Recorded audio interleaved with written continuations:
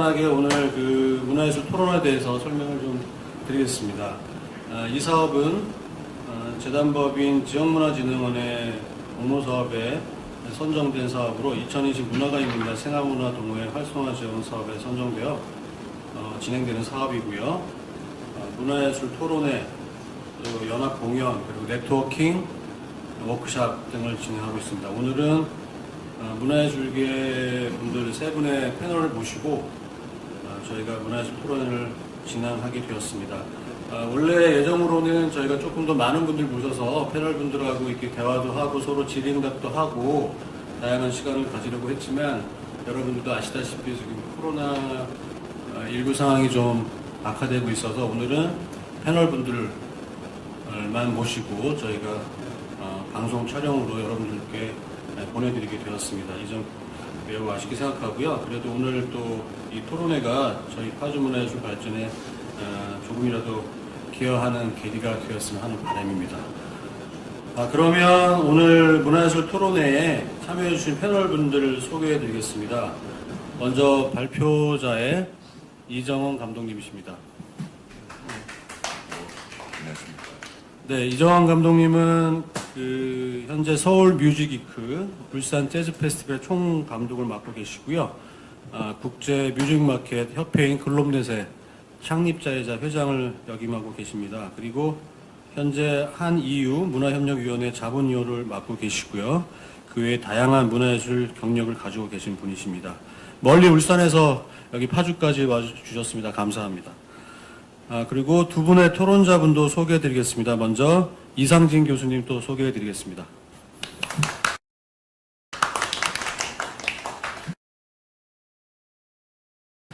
예, 이상진 교수님은 현재 리더로서 현재 활동하고 계시고 또 아주 유명했던 그 국악 크로스오버 밴드인 바이날로그를 또 만드시고 또 그 리더를 했던 경험이 있으십니다. 현재는 베이시스트 겸 작곡과 프로듀서로 다방면에서 활동하고 계십니다.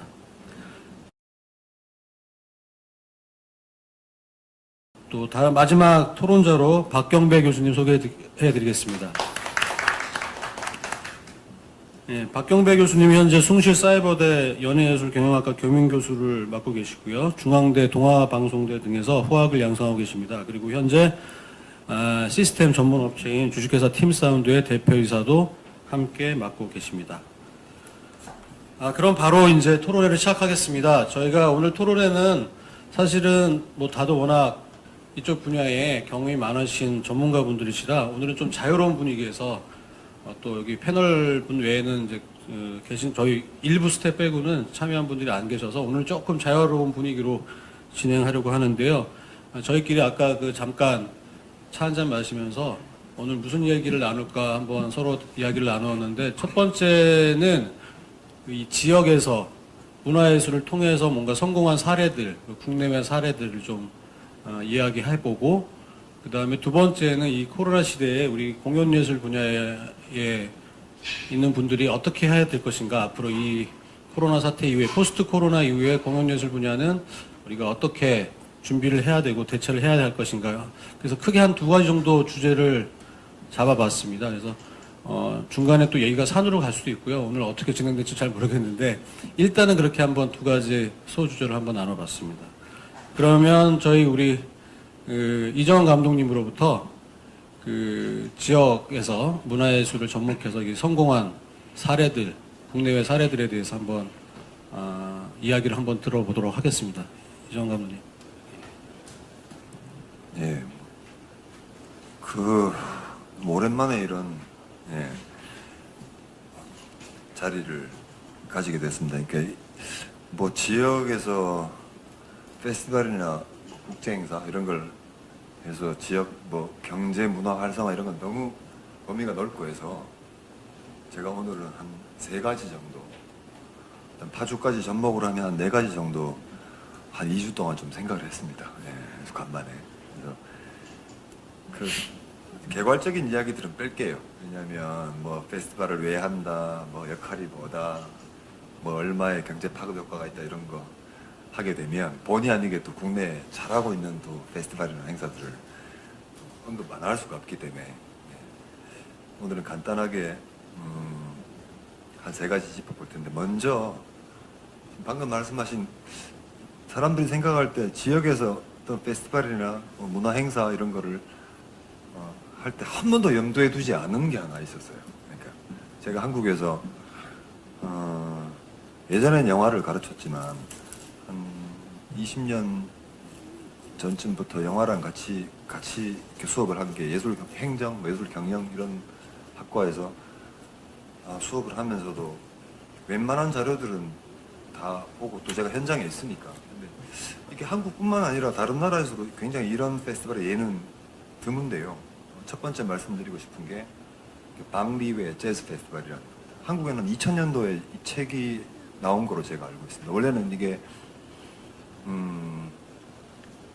프랑스에서 박사 준비 논문 뭐 대여하라 그래서 이게 박사 과정 들어가기 전에 1년 먼저 하면서 쓴 논문이었는데, 이게 단행본으로 책이 나왔어요. 그래서 불어라서 어려울 건 없고요. 찾아보면 방리베란 뜻이 변두리의, 뭐 외곽의 이런 뜻인데, 그래서 파리 외곽 지역에 지금도 많이 있지만 2000년도 이전에도 해외 이주자들이 되게 많았습니다. 변두리 지역에. 그리고 그래서 그러다 보니까 자연스럽게 지역의 슬럼화 문제나 혹은 그 이주민들의 그 자녀들, 청소년들이 학교 뭐 중간에 관두고 사고 치고 이런 문제들이 많아서, 파리 사는 한 재즈 아티스트가 내가 뭔가를 좀 사회를 위해서 혹은 지역 커뮤니티를 위해서 뭔가 기여를 좀 하고 싶은데, 그렇다고 해서 뭐 엄청 큰 재즈 페스티벌을 만들 것도 아니고 그럴 돈도 없고 뭘 할 수 있을까라고 생각을 하다가 바로 그 지역에 페스티벌 하나 해야 되겠다. 근데 일반적인 페스티벌 그러면 유명한 아티스트를 초청하고, 혹은 뭐 안 유명하더라도 그 지역에서 활동하는 아티스트를 초청하고 프로그램을 좋게 만들고, 또 혹은 뭐 표를 팔거나 혹은 관객을 많이 끌어모을 수 있거나, 공공기관에서 예산 지원을 받든 아니면 그냥 회사에서 페스티벌 제작해서 표를 팔든, 크게는 그 2가지 정도가 아젠다였어요. 근데 이 방리웨 재즈 페스티벌은 출발부터가 달랐던 거죠. 그러니까 어떻게 하면 지역에 있는 중간에 학교 관두거나 사고 치거나 마약하거나 이런 젊은 친구들을 그러니까 작게는 페스티벌, 크게는 음악의 틀에서, 전 교화란 말 별로 안 좋아하는데 계몽이란 말도 별로 안 좋아하고, 그런 의미보다는 좀 함께 같이 페스티벌 만들면 무슨 변화가 좀 있을까 지역 사회에. 그래서 시작한 게 이 방리웨 재즈 페스티벌인 거로 알고 있습니다. 그래서 아무도 유명한 아티스트가 안 나와요. 네. 근데 페스티벌 기간은 뭐 4일, 5일 이렇게, 무슨 4일, 5일 해가지고 애들이 무슨 순화되고 학교 안 가는 학교를 나가고 뭐 애들이 갑자기 착해지고 그러진 않죠. 그래서 어떻게 했냐면 짧게는 3개월, 길게는 한 6개월 정도 그 지역의 그 청소년들에게 이 파리 거주하는 젊은 아티스트들이 악기를 하나씩 가르치기 시작해요. 보컬리스트는 노래를 가르치고, 타악기, 기타, 베이스, 드럼 이런 식으로 해서 색소폰. 그러다 보니까 그 학생의 입장에서는 그냥 뭐 공짜로 악기 배우고 음악 배우니까 나쁘지 않다 그래서 처음에는 잘 안 나오다가 괜찮네, 재밌네라고 해서 한 6개월 정도 하니까 한 곡 정도는 할 수 있겠죠. 근데 그 학생 입장에서는 그런데 또 그 학생의 가족이나 친구나 근처에 있는 커뮤니티 사람들한테는 저 사고뭉치가 골 때리는 놈 맨날 사고만 치다가 제가 악기를 배워서 페스티벌 무대에 선다네. 물론 페스티벌은 막 폼나고 큰 그런 페스티벌은 아니지만 어쨌든. 그래서 이 친구들이 이 페스티벌 무대에 그 프로 아티스트들, 뮤지션들하고 같이 올라오게 돼요. 물론 전곡을 다 연주하는 건 아니지만 최소한 한두 곡을 같이 연주하게 되죠. 마지막 곡 정도에서. 그러니까 자연스럽게 얘는 뭐 나쁜 짓 할 시간에 악기 배우게 되고, 또 제가 또 연주를 한다고 하니까 동네 사람들도 다 가서 보고, 그러다 이 페스티벌을 뭐 한두 번 하고 치우겠지 싶으면 계속 했죠. 사실 그 돈도 별로 안 들고, 왜냐면 유명한 아티스트를 초청하고 뭐 특히 해외 아티스트 초청하고 이런 일이 없으니까 항공료가 나갈 일도 없고 뭐 잠자리를 제공할 일도 없고, 지역에 있는 아티스트들이 중심이 돼서 또 지역에 있는 청소년들이 같이 함께 만드는 되게 지역 친화, 진정한 지역 친화적이고 한국의 페스티벌들이 툭하면 무슨 체험, 참여. 그런데 가보면 그냥 뭐 참여 부스라고 말하는 것들이 그냥 무슨 뭐 만들기나 뭐 접기 체험. 제가 그걸 폄훼하는 건 아니고 진정한 참여와 체험은 그런 데 있는 게 아니라는 거죠.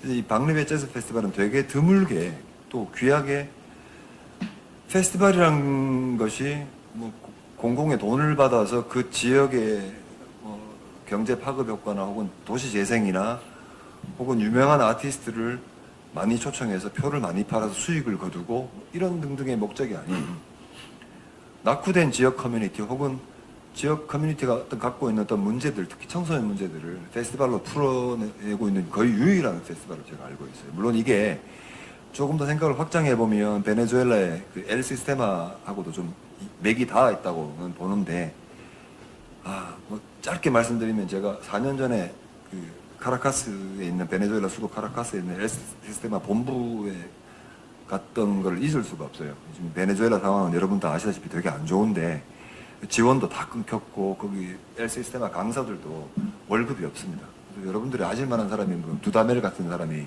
LA 필에 있는 엘 시스테마가 낳은 가장 슈퍼스타하고 대표적인 지휘자인데 되게 지금도 막 이렇게 소름이 돋는데 추워서 그런 것도 있고 제가 물어봤죠. 너 강사 선생님들 이렇게 돈도 지금 못 받고 또 악기들이나 장비들이 되게 낡았어요. 엘 시스테마 사업 시작한 지가 한 20년 됐기 때문에. 근데 그럼에도 불구하고 그 강사들이 엘 시스테마 출신이에요. 그래서 내 후배들 위해서 내가 국가나 사회에서 받은 혜택만큼 나도 돌려주겠다. 뭐 요즘 말하는 소위 재능 기부라고 할 수도 있는데 그거하고는 다르게 훨씬 더 뜨거운 열정이 보였고 파트를 이제 뭐 클래식, 재즈, 그 다음에 월드뮤직 혹은 베네수엘라 민속음악, 그 다음에 록 이렇게 파트를 나눠서 진행을 하고 있더라고요. 어쨌든 그것과 맥이 닿아 있긴 하지만 이 박리배 재즈 페스티벌은 기존의 페스티벌들 갖고 있는 그런 성격들이나 정신들하고 많이 달라서 왜 한국에는 이런 게 하나도 없는지 저도 되게 울산 재즈 페스티벌이 전국에 우리나라에서 열린 음악 페스티벌 중에서 가장 예산이 적은 페스티벌입니다. 예, 뭐 자랑도 아니고 2천만 원인데 뭐 울산 재즈 페스티벌이 예산 2천만 원이요. 예, 제가 20년 동안 올해가 21회째인데 한 번도 스폰서를 받아본 적이 없는 자랑이 아니라 그냥 현실이 그래요. 예.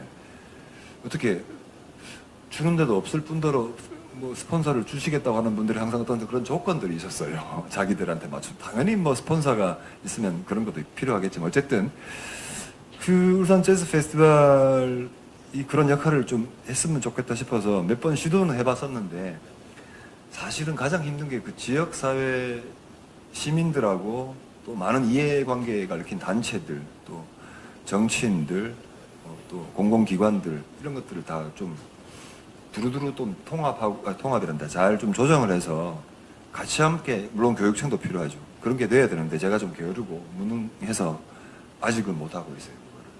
근데 이 박리배 같은 경우는 큰 돈이 필요하지 않는 거기 때문에 국내에 있는 어떤 음악 축제가 아니라도 연극이든 무용이든 충분히 그 구 단위에서 혹은 동 단위에서라도 할 수 있는 그런 페스티벌의 생각이 들고, 두 번째로는 이거 잠깐만 한번 첫 번째 얘기하신 거 제가 개인적으로 질문이 좀 있어서 지금 다음 거 넘어가면 제가 잊어버릴 것 같아서 그 지금 악션 뮤지컬이 굉장히 좀 성공적이잖아요. 지금 그 박리배 재즈 페스티벌이. 근데 제가 한 궁금하다기보다는 그 감독님 생각이 어떠신지. 사실은 파주에서도 그런 프로그램들이 있어요. 예를 들어서 경기도 교육청에서 진행하는 꿈의 학교. 그게 1년 진행한 예산이 1,600만 원 정도 되고 50시간 정도만 채우면 되는 사업이고, 물론 거기에는 이제 뭐 빵을 아이들이 만드는 것도 있고 뭐 뮤지컬을 하는 것도 있고 뭐 무슨 뭐 역사 체험을 하는 것도 있는데 거기에 음악이 있단 말이죠. 그러니까 얼마든지 지금 말씀하신 것처럼 그런 예산이라든지 하고자 하는 분들이 있다는 거죠. 그런데 이제 문제는 뭐냐면 저희도 이제 지켜보니까 그것을 계속 지속 가능하게 만들어서 말씀하신 것처럼 무대에 세우고 그게 하나의 지역의 페스티벌로 연결이 안 된다는 거죠. 가장 문제점이랄까? 그리고 이제 그런 예산도 있고 하고자 하는 분들도 있는데 그게 안 되는 문제는 하나이죠. 네. 방금 우리 용석 씨 말했던 것처럼 용석 씨가 몸을 갈아 넣으면 돼요. 거기에 내가 이걸 하겠다 그래서 그러니까 지금 학교 보면 방과후 학교라 그래서 제가 표현이 좀 과했나요? 입에 손목을 갈아 넣는다 그러잖아요. 네티즌들 댓글 쓰고 그러면. 그러니까 그만큼 내 시간과 열정이 다 들어가야 되는 거죠. 그러니까 이게 모든 게 다 사람이 하는 일이라서 열정이 없으면 돈 아무리 줘도 이거 돈 많이 주면 하겠다는 거야. 하는데 이거 오래 가지 못하겠죠. 돈 받은 만큼 할 테니까. 아까 방금 말씀하셨듯이 구체적으로 예산이 얼마 나왔다라고 말씀까지 하셨는데 기존에 있는 프로그램들을 활용하면 충분히 할 수 있죠. 아까 파주 같은 경우는 꿈의 학교라고 그랬지만 전국에 지금 방과후 학교로 제 제자들도 영화를 다 이게 초중 고는 좀 바쁘니까 좀 고등학생들 불쌍하잖아요. 어쨌든 이 프로그램들이 있으니까 요걸 연계하면 지역에 이런 페스티벌만 하나 만들어주면 요게 이제 큰 통로가 되는 거죠. 어차피 악기는 다 하나씩 뭐 사설로 피아노 학원 가서 배우든 어떻게 됐든 방과후 학교에서 악기를 배우든 일단 기존에 있는 뭐 꿈의 학교 같은 프로그램이 있잖아요. 그럼 그거를 엮어내는 열정? 네? 지금 말씀하신 데서 약간 단초를 하나 얻었는데 대부분의 그런 지원 사업들 같은 경우는 수업이 딱 끝나면 그 다음부터는 진행하는 사람들이 뭐라냐면 정산을 하기 바쁘죠. 그 이후에 이제 뭐 페스티벌 한다든가 학생들을 무대에 세운다든가 이거를 하나의 무슨 지역에 있는 지역의 컨텐츠를 만들겠다고 하는 것까지 연결이 안 되는 거죠. 그러니까 그런 것들이 마중물은 될 수 있으니까 그 넥스트까지 좀 생각을 해서 고민을 해보면 좋겠다. 좋은 단초였던 것 같습니다.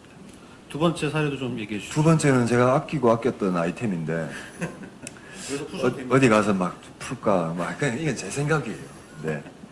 우연히 제가 이제 해외 국제 교류 일을 한 15년째 지금 하고 있는데 누구한테 들었는지 지금 기억도 안 납니다. 아마도 이태리 친구겠죠. 예.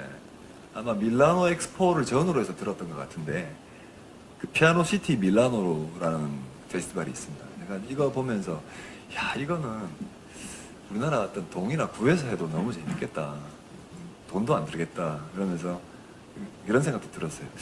이거 정치인들이 너무 좋아할 텐데 구의원, 시의원, 시장, 국회의원 이런 분들이 너무 좋아할 텐데 그냥 마인드가 있건 없건 지역민들하고 접촉을 최대한 할 수 있고 또 최대한 친밀하게 할 수 있는 사실은 우리나라 지금 페스티벌이나 행사 특히 공공에서 하는 그런 것들 가보면 뭐 이렇게 개막식 같은 게 거의 줄었잖아. 인사말도 확 줄이고 할 건 해야 되거든요. 인사말도 하시고 또 돈을 대주시는 데가 저기이기 때문에 인사말도 하셔야 되는데 너무 많이 줄인 것도 좀 그런데 피아노 시티 밀라노 같은 경우는 이렇습니다.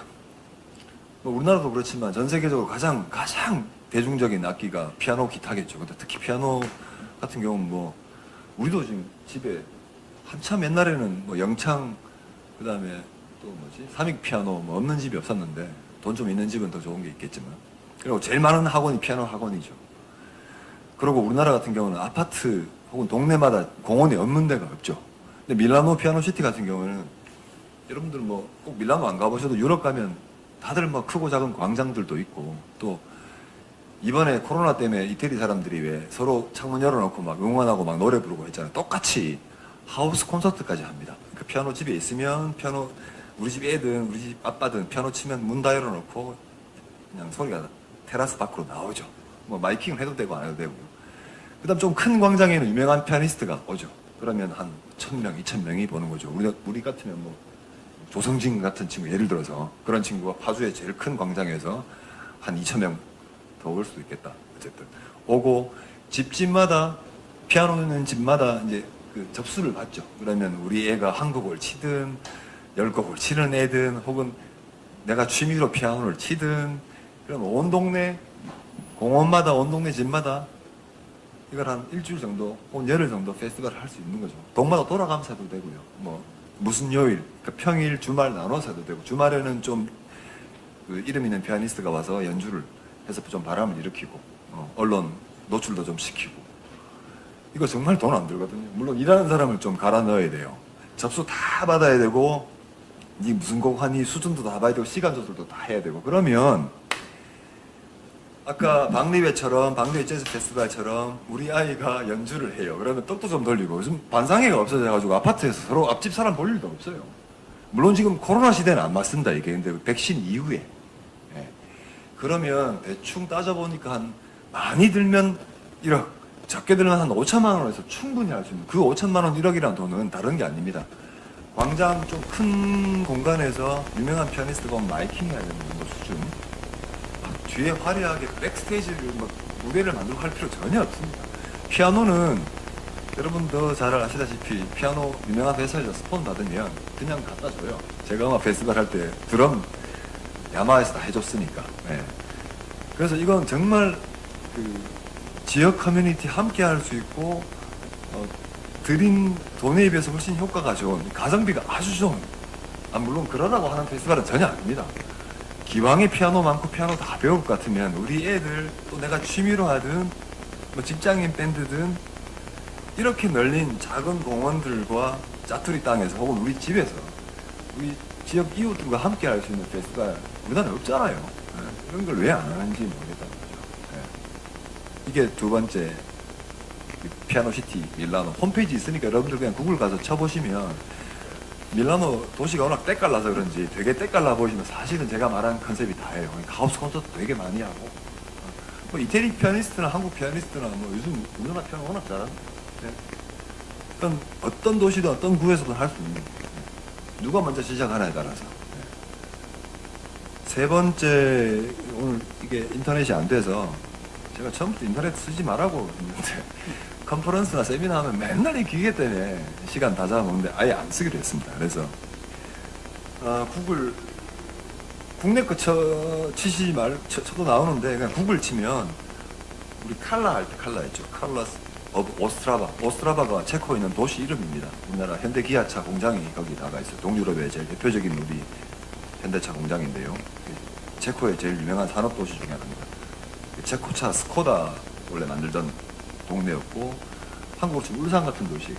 석탄하고 철강이 되게 유명했던 도시인데 지금은 그 공장, 철강 공장이 되게 작게 남아 돌아가고 있는 그 도시인데, 제가 왜 화면을 좀 보여드리고 싶었냐면, 제가 이 페스티벌에 5년 전에 6년 전 같은 처음 가고 한 3번을 내리 갔고, 사실 올해도 한국 아티스트가 초청을 받아서 갔어야 되는데 못 갔죠. 7월 달에 하는 페스티벌인데 기가 막히는, 뭐 여러모로 기가 막히는 게, 한국에도 지금 한 15년, 20년 전부터, 그러니까 우리 밥 먹고 커피 마시면서 이야기했던 도시 재생인가, 상진 씨하고 이야기했던 뭐 낙후된, 그게 시장이든 혹은 공장이 뭐 문을 닫았든 항구가 문을 닫았든, 이게 되게 지금 한국 그 정부에서도 엄청난 이제 공적 자금을 많이 지원하고 있는 그런 일상적인 일이 됐어요. 도시재생 사업이라는 게. 제가 이 컬러즈 오브 오스트라바라는 페스티벌에 가서 낮에 도착을 했는데 태백에 온 줄 알았어요. 태백을 제가 평화한 건 아니에요. 그냥 석탄 공장이라서 시커먼 석탄 공장에 공장 건물들이 막 무너져 있고 막 벽이 금이하고, 이게 뭐지? 여기서 얘들 뭐 한다는 거야? 근데 이제 해가 졌어요.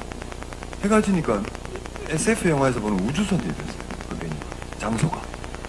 그러니까 기존에, 그러니까 예전에 썼던 석탄 공장 겸 그 석탄을 가지고 이제 철강 공장으로 이제 이동을 해서 철강 제품도 뽑아내는데, 트램 길이 있고 왼쪽이 페스티벌이 열리는 장소고 옛날 공장이었고, 오른쪽이 지금 새로 지어진 철강 공장인데, 걸어서 시내에서 한 15분 정도 거리에 되게 가까운 거리여서 워낙 도시가 작기도 하지만, 근데 아주 낡은 옛날 그 폐 공장 건물들 그대로 두고요. 하나만 딱 새로 지었어요. 실내 공연장만 때깔나게 지었는데, 왜 밤에 우주선처럼 바뀌냐면, 되게 낮에 처참해 보였던 그 낡은 공장 건물들이, 여러분 구글 가서 그 관객들이 찍은 사진들 포스팅, 그러니까 블로그를 보셔도 되고 그냥 홈페이지에 가서 보셔도 되는데 막 하실 거예요. 조명이었어요. 조명. 우리가 왜 무슨 경관 조명도 지금 되게 신경 많이 쓰잖아요. 건물 같은 거 지을 때도 그렇고, 뭐 저기 저 미디어 아트도 그렇고, 갑자기 생각이 안 나네. 이거 벽에 쏘는 거. 어쨌든. 근데 이 페스티벌이 스테이지가 17개입니다. 이 정도면 유럽에서는 뭐 대규모 페스티벌하고 중급 페스티벌 중간쯤에 학점으로 좀 B뿔? 그러니까 스테이지가, 메인 스테이지는 이제 팝, 락 스테이지라 그래서 뭐 이건 엄청나게 유명한 사람들, 그러니까 아티스트, 뭐 뉴욕 같은 정도의 급에, 그 다음에 뭐 월드 뮤직, 재즈, 락, 하드 락, 힙합, 일렉트로, 심지어는 시낭송까지. 근데 한국의 페스티벌들을 보면 제가 이런 말 하면 다들 공감은 하시는데 욕할까봐 잘 말씀 못 드린 게 뭐냐면 상진 씨하고 예전에 한번 야 우리나라 페스티벌은 그래 뭐 유명한 아티스트가 많이 와서 예를 들어 어떤 해에 뭐 누가 와서 표가 많이 팔렸죠? 판매수 이러다. 이 재즈만 생각해. 예를 들어서 뭐 누가 온다더라 예를 들어서 누가 이름 다 할 만한 사람이 온다더라 그러면 갑자기 표가 한 10,000장 팔리던 게 60,000장 팔려요. 그 3일 동안 뭐 스테이지 한 두세 개에서 누가 온다더라 때문에 토요일 표는 다 팔려. 그러면 금토는 패키지로 사면 좀 싸니까 누가 온다더라 때문에 어쩔 수 없이 사는 경우가 많아요. 어쨌든 그래서 공연이 그냥 시리즈로 열리는 콘서트의 시리즈지 그게 그냥 저는 솔직히 개인적으로 그걸 페스티벌이라 볼 수가 없다고 생각해요. 극단적으로 말씀드립니다. 왜냐? 우리가 음악 페스티벌에 가서 음악만 들으러 가는 사람들도 있겠죠. 있는데 사실은 음악 듣고 또 먹고 더 중요한 건 그 페스티벌에 가는 사람들이 우리들만의 커뮤니티를 만드는 거예요. 그러니까 하나의 소속성이 되는 거죠. 물론 그게 꼭 캠핑을 해서 5, 6일 동안 그 페스티벌 장소에서 아예 캠핑하고 거기서 아니 우리들만의 혹성을 만들자라는 페스티벌도 그렇지만 캠핑을 하지 않더라도 이 컬러즈 오브 오스트라바는 캠핑을 반쯤은 캠핑을 해요. 근데 완전한 캠핑용 페스티벌은 아닙니다. 근데 그럼에도 불구하고 메인 스테이지에는 어마어마한 아티스트가 와서 거기는 물론 한 3, 4만 명이 보죠. 근데 신앙송 저거 누가 보겠나 그러는데 신앙송 가면 한 1,000명 또 신앙송 보고 있어요. 또 서커스 가도 한 500명 또 보고 있고. 가까운 일본 후지락 페스티벌도 그래요. 메인 스테이지는 뭐밥 딜런이 공연하면 한 5만 명이 가 있죠. 근데 옆에 스카 레게 그 스테이지에 가면 거기도 한 2,000명이 스카 레게만 듣고 있어. 또 그들이 공연 다 끝나면 다 모여 밤새도록 술을 마시든 뭐 토론을 하든 음악 이야기를 하든 음악을 틀어놓고 듣던 그런 우리들만의 혹은 그들만의 커뮤니티가 있다는 건데 우리나라 페스티벌 그냥 음악 공연만 보고 집에 가요. 아니면 그냥 뭐 내가 여기 왔다고 셀카 찍고 인스타 올리고 야 누구 봤냐?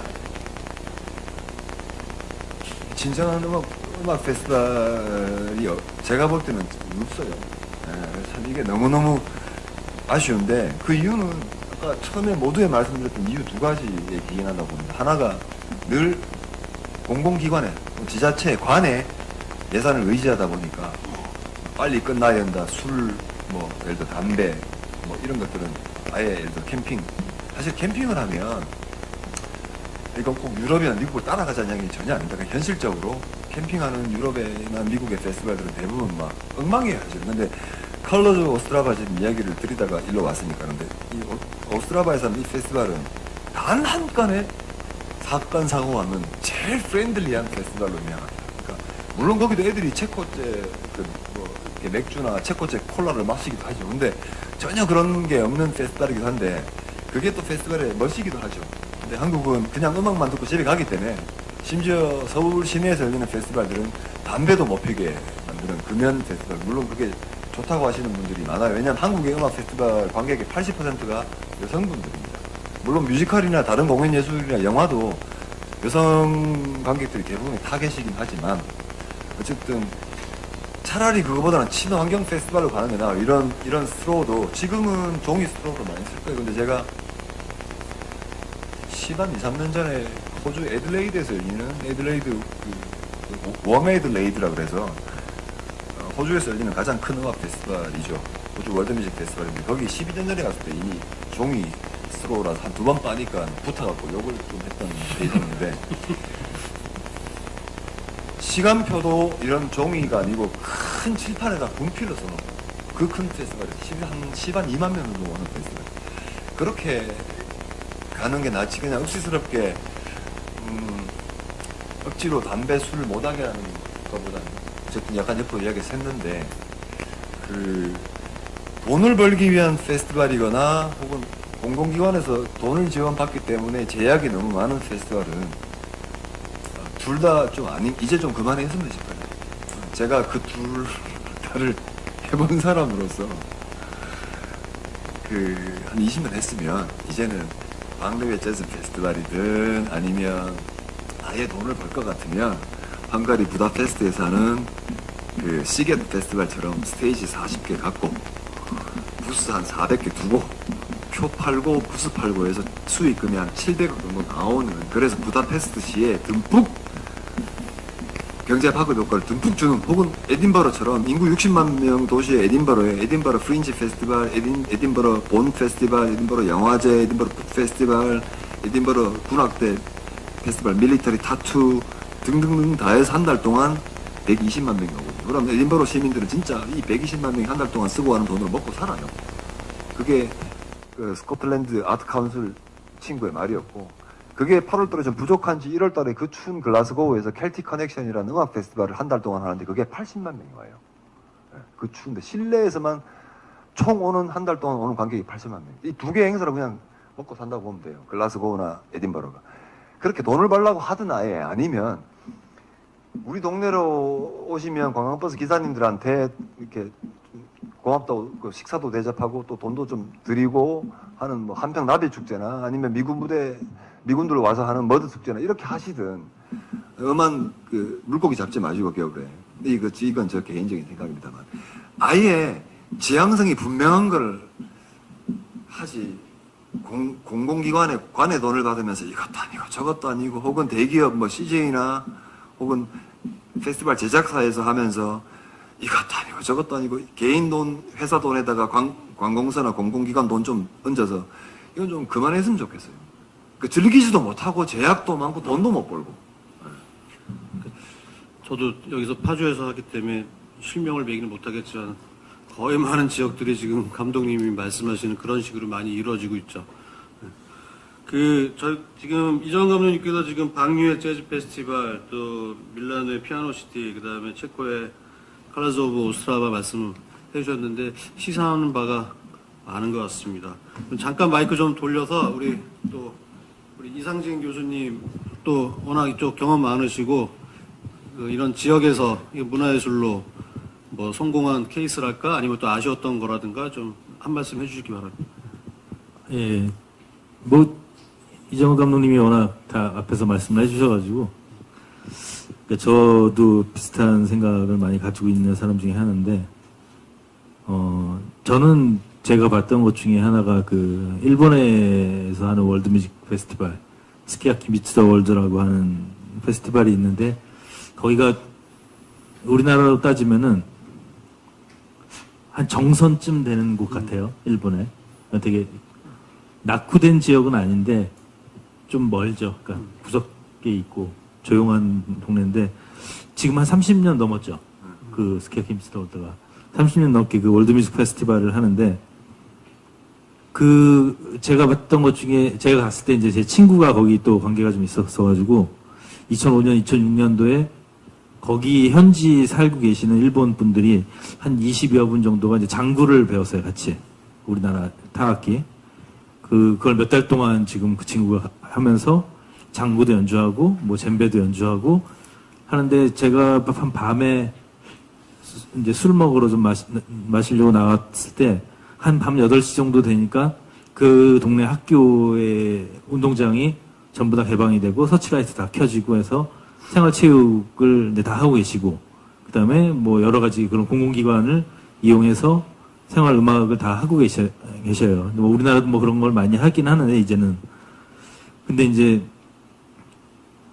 거기 출신의 어떤 분이 그렇게 음악을 시작하셨다가 프로 연주자로 이제 대신 퍼커션 연주자가 계셨는데, 연주도 지금 굉장히 뭐 연주를 잘 하시고, 활동도 하시고, 근데 우리로 따지면은 굉장히 오지라고 할 수 있는, 오지? 하여튼, 굉장히 떨어져 있는 곳이기 때문에, 만약에 그런 생활 문화 쪽으로 조금, 시간을 좀 길게 잡고 하지 않으면 그분은 아마 음악을 못 하셨을 가능성이 훨씬 높아요. 뭐 그분을 위해서가 아니라, 일단 기본적으로 생활 문화라는 거는 그 지역에 사시는 분들이, 뭐 즐거움을 갖기 위해서 시작하는 거로 출발은 하지만, 어쨌든 간에 어느 지역이든 간에 재능이 있으신 분은 음악을 하실 수도 있고, 그렇게 될 수 있는 걸로 가야 되는데, 제가 봤을 때 아직은 이제 우리나라에서 좀 부족한 부분이라고 할 수 있는 게, 음악적, 조금 문화적으로 접근하는 문화축제 이런 것보다는 그냥 너무 먹고 놀죠. 좀 먹고 노는 분위기로만 마무리가 되는 경우가 관광하고 연결한다든가. 예, 뭐 또 특산물 판매 뭐 이런. 그러니까 어느 동네를 다 가도 같은 사람이 마치 이렇게 옮겨 다니는 것 같은 똑같은 모습을 하고 있고 이쪽 부스에서는 뭐 뭘 파시고 이쪽에서 뭐하고 노래 자랑하고 뭐하고 이렇게 해서 끝나고 다 똑같아요. 왜 제가 민망해지죠? 아니요.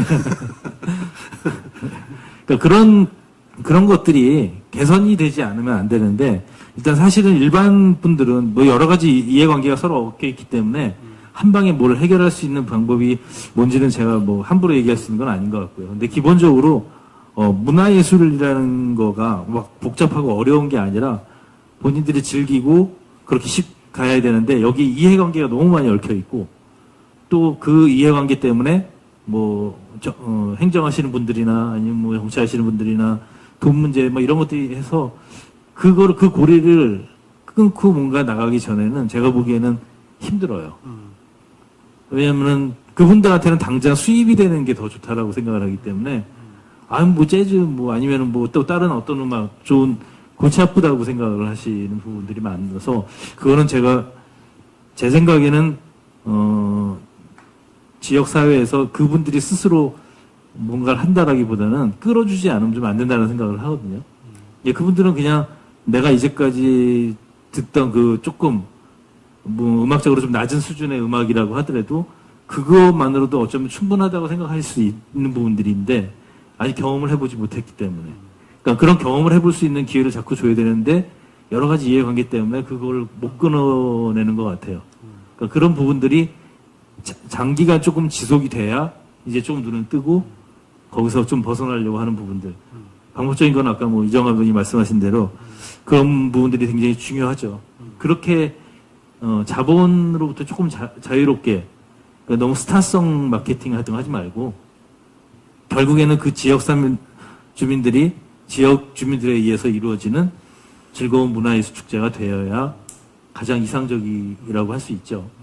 그렇게 되기 위해서는 시간이 좀 필요한 부분인데 이 가시적인 성과를 몇 년 안에 빨리 내야 되는 거에 대한 부담도 아마 있을 테고 그래서 그게 쉽지는 않다고 생각을 하는데 어쨌든 해결해야 될 문제라고 저는 생각을 해요. 그래서 그런 거 보면은 우리도 2000년대 초반 뭐 재즈 페스티벌 처음 만드셨으니까 그럼 대충 한 20년 정도 왔는데 전국에 있는 축제가 한 2,000 공식적인 축제가 한 2,000 몇백 개 된다면서요. 2,000개가 넘는 거라고. 네, 그러면은 정말 문화예술적으로 이거 정말 좋아라고 할 만한 축제가 과연 몇 개 꼽히지 않잖아요.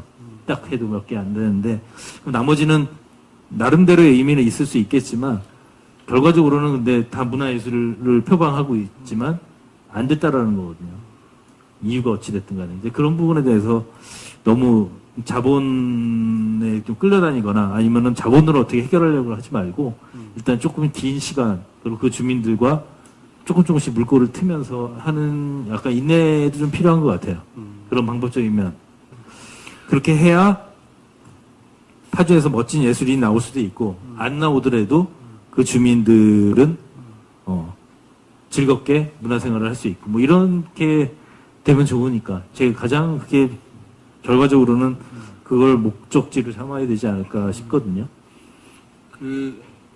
자연스럽게 이제 그 축제에 대한 이야기들이 지금 많이 나오셨는데 파주 같은 경우에는 아시는지 모르겠지만은 일단 뭐 장단콩 축제나 개성인삼 축제처럼 지역의 특산품을 위주로 한 축제 외에는 지금 파주 포크 페스티벌이나 율곡문화제 정도가 있는데 그것들도 사실은 지금 말씀하신 축제들과는 좀 결이 많이 다르죠. 예, 많이 성격이 다르죠. 그거는. 네, 그래서 파주 입장에서는 지금 두 분 말씀하신 게 굉장히 시사성 있고 되새겨 볼 만한 것 같은데 저도 동감합니다. 그러니까 지금은 뭐 축제를 뭘 만든다는 게 중요한 게 아니라 얼마나 지속 가능하게 또 시민들이 같이 참여하는 방향으로 만들어갈 수 있을까. 그리고 두 분 다 공이 저는 관에서 지원을 많이 해줘야 된다 이런 얘기 하실 줄 알았는데 자생적으로 오래오래 할 수 있어야 한다 말씀하시니까 지역에서 일하는 저로서는 앞이 캄캄하지만 근데 그게 사실은 맞는 바인 것 같긴 해요. 예, 뭐 지원도 필요하지만 그러니까 선심성 지원으로 한두 번 하고 끝내버리는 거는 별 의미 없는 것 같고요. 그러니까 그런 부분에 대해서 조금 깊이 있게 관심을 좀 갖고 하지 않으면은 제가 보기에는 돈을 1, 2년 많이 줘도 그 누군가 그냥 소비해버리고 어디 갔는지도 모르는 그런 돈이 돼버릴 가능성이 높거든요. 그러니까 제 예를 들어서 이거는 이제 다른 얘기긴 한데 그 LG 디스플레이가 사실은 파주에서 가장 큰 기업이에요. 그렇죠. 1년에 한 번 정도 굉장히 큰 예산을 들여서 여기서 가요 공연을 합니다. 근데 파주처럼 이런 문화예술, 공연 예술 쪽 이벤트가 없는 곳에서는 굉장히 유용한 이벤트라고는 생각은 해요. 그런데 그것들이 지금 말씀하신 것처럼 그거는 완전히 기업에서 하는 것이고 지역에 있는 아티스트라든지 지역민들이 참여하는 것도 아니고 또 물론 그런 것들도 있어야겠지만은 반대급부로 또 지금 말씀하신 그런 관이라든지 기업과는 좀 더 자유롭고 예술인들과 주민들이 좀 참여할 수 있는 그런 페스티벌 지금 지속 가능하고 그게 또 자연스럽게 그 지역민들하고 녹아내면서 경제성은 아주 경제적 효과까지도 나중에는 좀 얻을 수 있는 네 그렇게 가는 게 좋다고 저도 생각합니다. 그러면 이제 마이크 돌려서 우리 박경배 대표님은 또 어떤 생각이 있으신지 특히 또 우리 박경배 교수님 같은 경우에는 워낙 국내에서 아마 제일 전국적으로 시스템을 해보신 경험이 있으셔서 아마 여러 군데를 많이 경험해 보셨을 텐데 지금 우리 이정환 감독님하고 이상진 교수님은 주로 이제 해외 사례를 많이 얘기해 주셨는데 혹시 뭐 이제 국내 사례 중에서 이런 건 참 괜찮았다 이건 참 지역에서 하는 문화예술 행사로는 굉장히 인상적이었다 혹시 그런 거 있으실까요? 뭐 외국 사례도 괜찮습니다만. 예, 뭐 저도 이제 그 시대가 변함에 따라서 삶의 질이 올라감에 따라서 예술과 축제의 양상들이 바뀔 수밖에 없을 것 같아요. 우리나라 같은 경우도 보면 94년도에 사실은 김영삼 정권 때 사실은 이제 민자로 바뀌었죠. 그때부터 사실은 축제들이 불붙듯이 일어나기 시작했어요. 그때는 지금보다 더 많은 문제가 많았고요. 더 많은 어떤 행정적 기준도 없었어요, 사실은. 그때는 뭐 예를 들어서 행사를 진행하면 세금을 안 내고 몰래 이렇게 해야 되는 시청과 세무서와 싸우는 이런 관계까지 됐을 정도로 그때 당시에 굉장히 많은 일이 축제가 있었고 사고들도 많았었는데 마찬가지로 그때 당시는 뭐 국가가 개발되면서 도로도 개발되고 또 신도시도 개발되고 굉장히 새로운 어떤 뉴에 대한 그 아젠다가 많이 있었던 시대였어요. 근데 지금은 좀 그런 시대는 아닌 것 같아요. 이제 한 번 더 그 바람을 한번 지나갔고 도시 개발에 대한 이슈도 뭐 새로운 어떤 밀고 새로 진다는 개념도 있겠지만 기존에 있던 구도심을 어떻게 재생하고 어떻게 문화적 상권들을 살려갈 것인가, 과거의 좋은 문화들을 어떻게 만들 것인가 이런 것들에 대한 고민이 있듯이 축제도 과거와 다르게 조금 더 분산돼서 조금 더 세밀하게 돼서 나눠지지 않는가. 축제라는 것은 사실은 기본적으로 대동의 의미를 가장 크게 갖고 있는 거로 알고 있어요. 그리고 지역 상권이라든가 뭐 관광 개발이라든가 지역 알리기에 대한 이슈로 시작하게 되지만 사실은 지금 이렇게 축제가 이렇게 일시에 묻어진 건 처음인 것 같아요. 직전에 이제 돼지 콜레라로 한 번씩 좀 스탑된 적은 있었지만 그래도 뭐 어쨌든 간에 계속해서 일어났지만 이렇게 한번 비대면으로 진행되고 나니까 한번 그 계단 마루와 같은 한번 숨고르기 같은 시간을 우리한테 준 건 아닌가 이런 생각을 해봅니다. 그래서 이런 시점에 우리가 그러면 어떻게 찾아갈 것인가, 관에 의한 이런 축제들을 어떻게 바라볼 것인가. 저도 제 주변에 저도 이제 같이 공부하는 친구들이 다 재단 쪽에 다 이제 공부를 하고 일을 하고 있고 그러다 보니까 과거에는 그냥 그중 한 명이 뭐 그 다른 부서에 있던 사람이 그 문화공학과를 가서 아무것도 모르지만 몇 년째 그 일을 하다가 스트레스 받고 또 익숙해지고 도망가고 이런 형태의 그 트렌드를 갖고 있었지만 지금은 이제 그 재단 형태를 가지고 전문가들이 그 재단에 포진되고 그 형태들을 계속 키워나가는 이런 형태로 바뀌고 있는 것들에 대해서 저는 굉장히 주목해서 보고 있어요. 그렇다면 이제 어떻게 할 것인가 이런 문제들은 분명히 찾아봐야 될 것 같아요. 쉽게 이야기해서 여기 파주시 앞에다가 통닭집만 차린다 했을 때 그 통닭집 아저씨도 상권을 분석하고 트렌드를 다 분석해내는데 축제는 그렇지 않아요. 예산 갖고 움직인다는 생각을 하다 보니까 아무래도 통닭집 아저씨보다는 수동적인 부분이 없지 않아 있을 수 있어요. 하지만 이제 한 번에 전체적인 그 흐름들이 지나갔기 때문에 저는 충분히 이 부분들을 같이 끌고 가면 어떨까. 아까 우리 그 감독님 말씀해 주신 것처럼 박리의 블레 같은 경우도 아까 말씀하시지 않는 부분들도 여기 사실 좋은 내용들이 많이 있거든요. 저도 그 박네블의 논문을 보면서 되게 많은 생각을 해봤어요. 앞으로 이제 트렌드들이 이런 트렌드로 갈 수 있지 않을까? 그러면 명분을 분명히 줄 수 있거든요. 해외 아티스트들이 자기 신곡 발표는 박네블에 산다. 이게 있어요.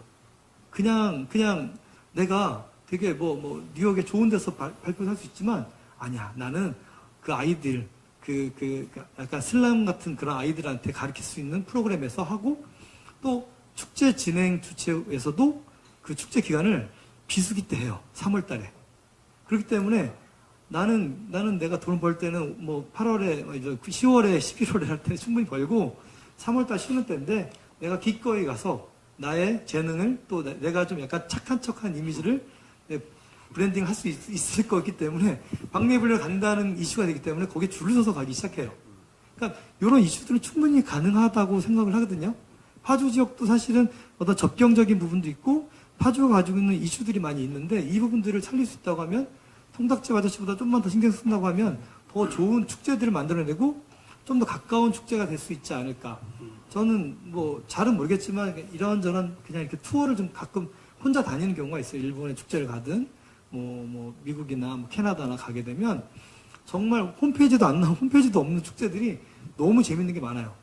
그러니까 어떤 데는 셰익스피어 작품만 하는 거예요. 거기는 캐나다 남쪽이니까 그 나이아가라 폭포 쪽 어간에 가면 거기는 그냥 전혀 검색도 안 되는 데인데 거기는 그 존마다 셰익스피어 작품들을 해내는데 너무 재밌더라고요. 다른 공연장도 마찬가지지만 일본만 같은 데도 마찬가지고 이게 전체적인 축제 문화들이 이 아티스트들을 존중하는 문화부터 시작해서 하드웨어 팀들 이런 구성들이 굉장히 잘 돼 있고 충분히 그 셋업 타임부터 또 그 동선에 대한 체크까지 정확히 다 해줘요. 우리는 주차부터 전쟁이에요. 외국 같은 데는 이미 동선을 어떻게 끌고 가야 될지 또 차량이라든가 그 외 식사라든가 이런 것들이 다 체크돼서 저도 영어도 잘 못하는 사람이 쉽게 가서 공연을 즐기고 오는데 한국에서는 정말 이거 잘못하면 폭탄에 걸릴 수 있는 축제를 너무 많이 만나다 보니까 아쉬운 부분이 많이 있더라고요. 물론 우리보다 좀 못한 동남아 같은 데는 더 많이 문제가 많아요. 우리를 너무 이렇게 우리 스스로 부정적일 건 아닌 것 같고요. 우리가 중간쯤에 있지 않는가? 그러면 어느 방향을 찾아갈 것인가? 작고 소박하고 정확하게 또 사람의 마음을 끌고 갈 수 있는 축제를 만들어낸다고 하면 그거를 축제를 1년에 한 번 한다는 생각을 좀 버리면 되게 좋지 않을까 싶은 거예요. 이렇게 교육 프로그램과 연계되지 않겠냐 생각할 수 있지만 작고도 꾸준히 갈 수 있는 것들이 많이 있을 수 있거든요. 그래서 제가 생각하는 부분들은 앞으로 희망이 있지 않을까. 한번 이렇게 숨고르게 된 이후에 우리가 준비해 나갈 부분들은 우리만의 컨텐츠가 분명히 있어야 된다. 원스인 원컷이거든요. 파주 하면 해야 되는데 파주 하면 뭐가 아직 없어요. 네, 죄송합니다. 맞습니다. 네, 그런 그런 것도 부분들을 또 만들어내 가는 과정들이 되게 많이 필요하지 않을까. 네, 저는 약간 긍정의 부분을 좀 보고 말씀드렸습니다.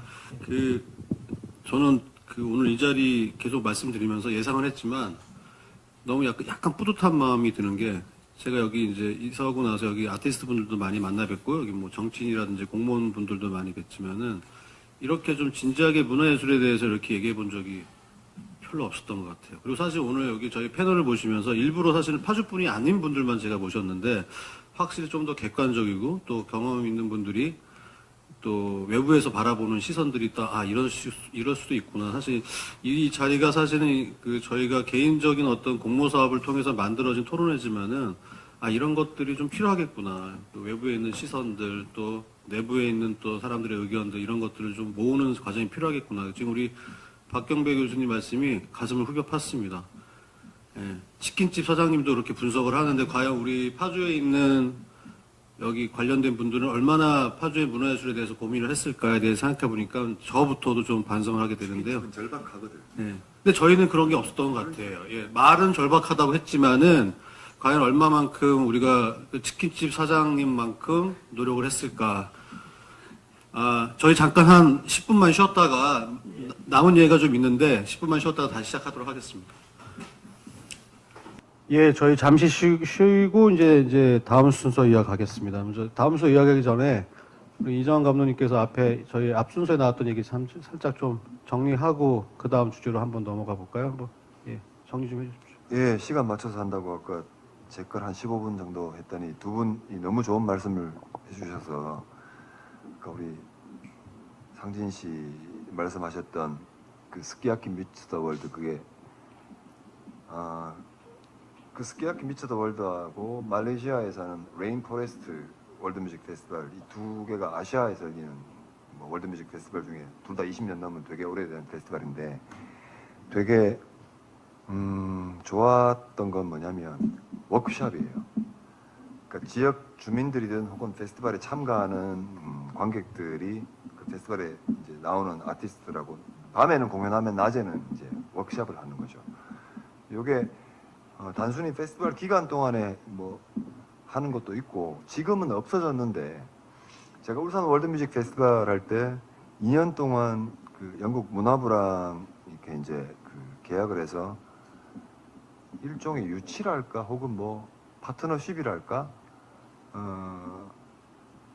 그 페스티벌이 참 좋은 건 뭐냐면 그 트라이브 오브 도리스라는 페스티벌인데 페스티벌 참가하는 사람들이 표 살 때 우리 영어 학원 갈 때 영어 미리 내 레벨 테스트 해가지고 레벨 1부터 10까지 이렇게 있으면 제일 낮은 레벨이면 뭐 A, B, C, D부터 배우는 것처럼 매년 한 가족이 만약에 올해 처음 그 트라이브 오브 도리스라는 축제에 참가하면 레벨 10이죠.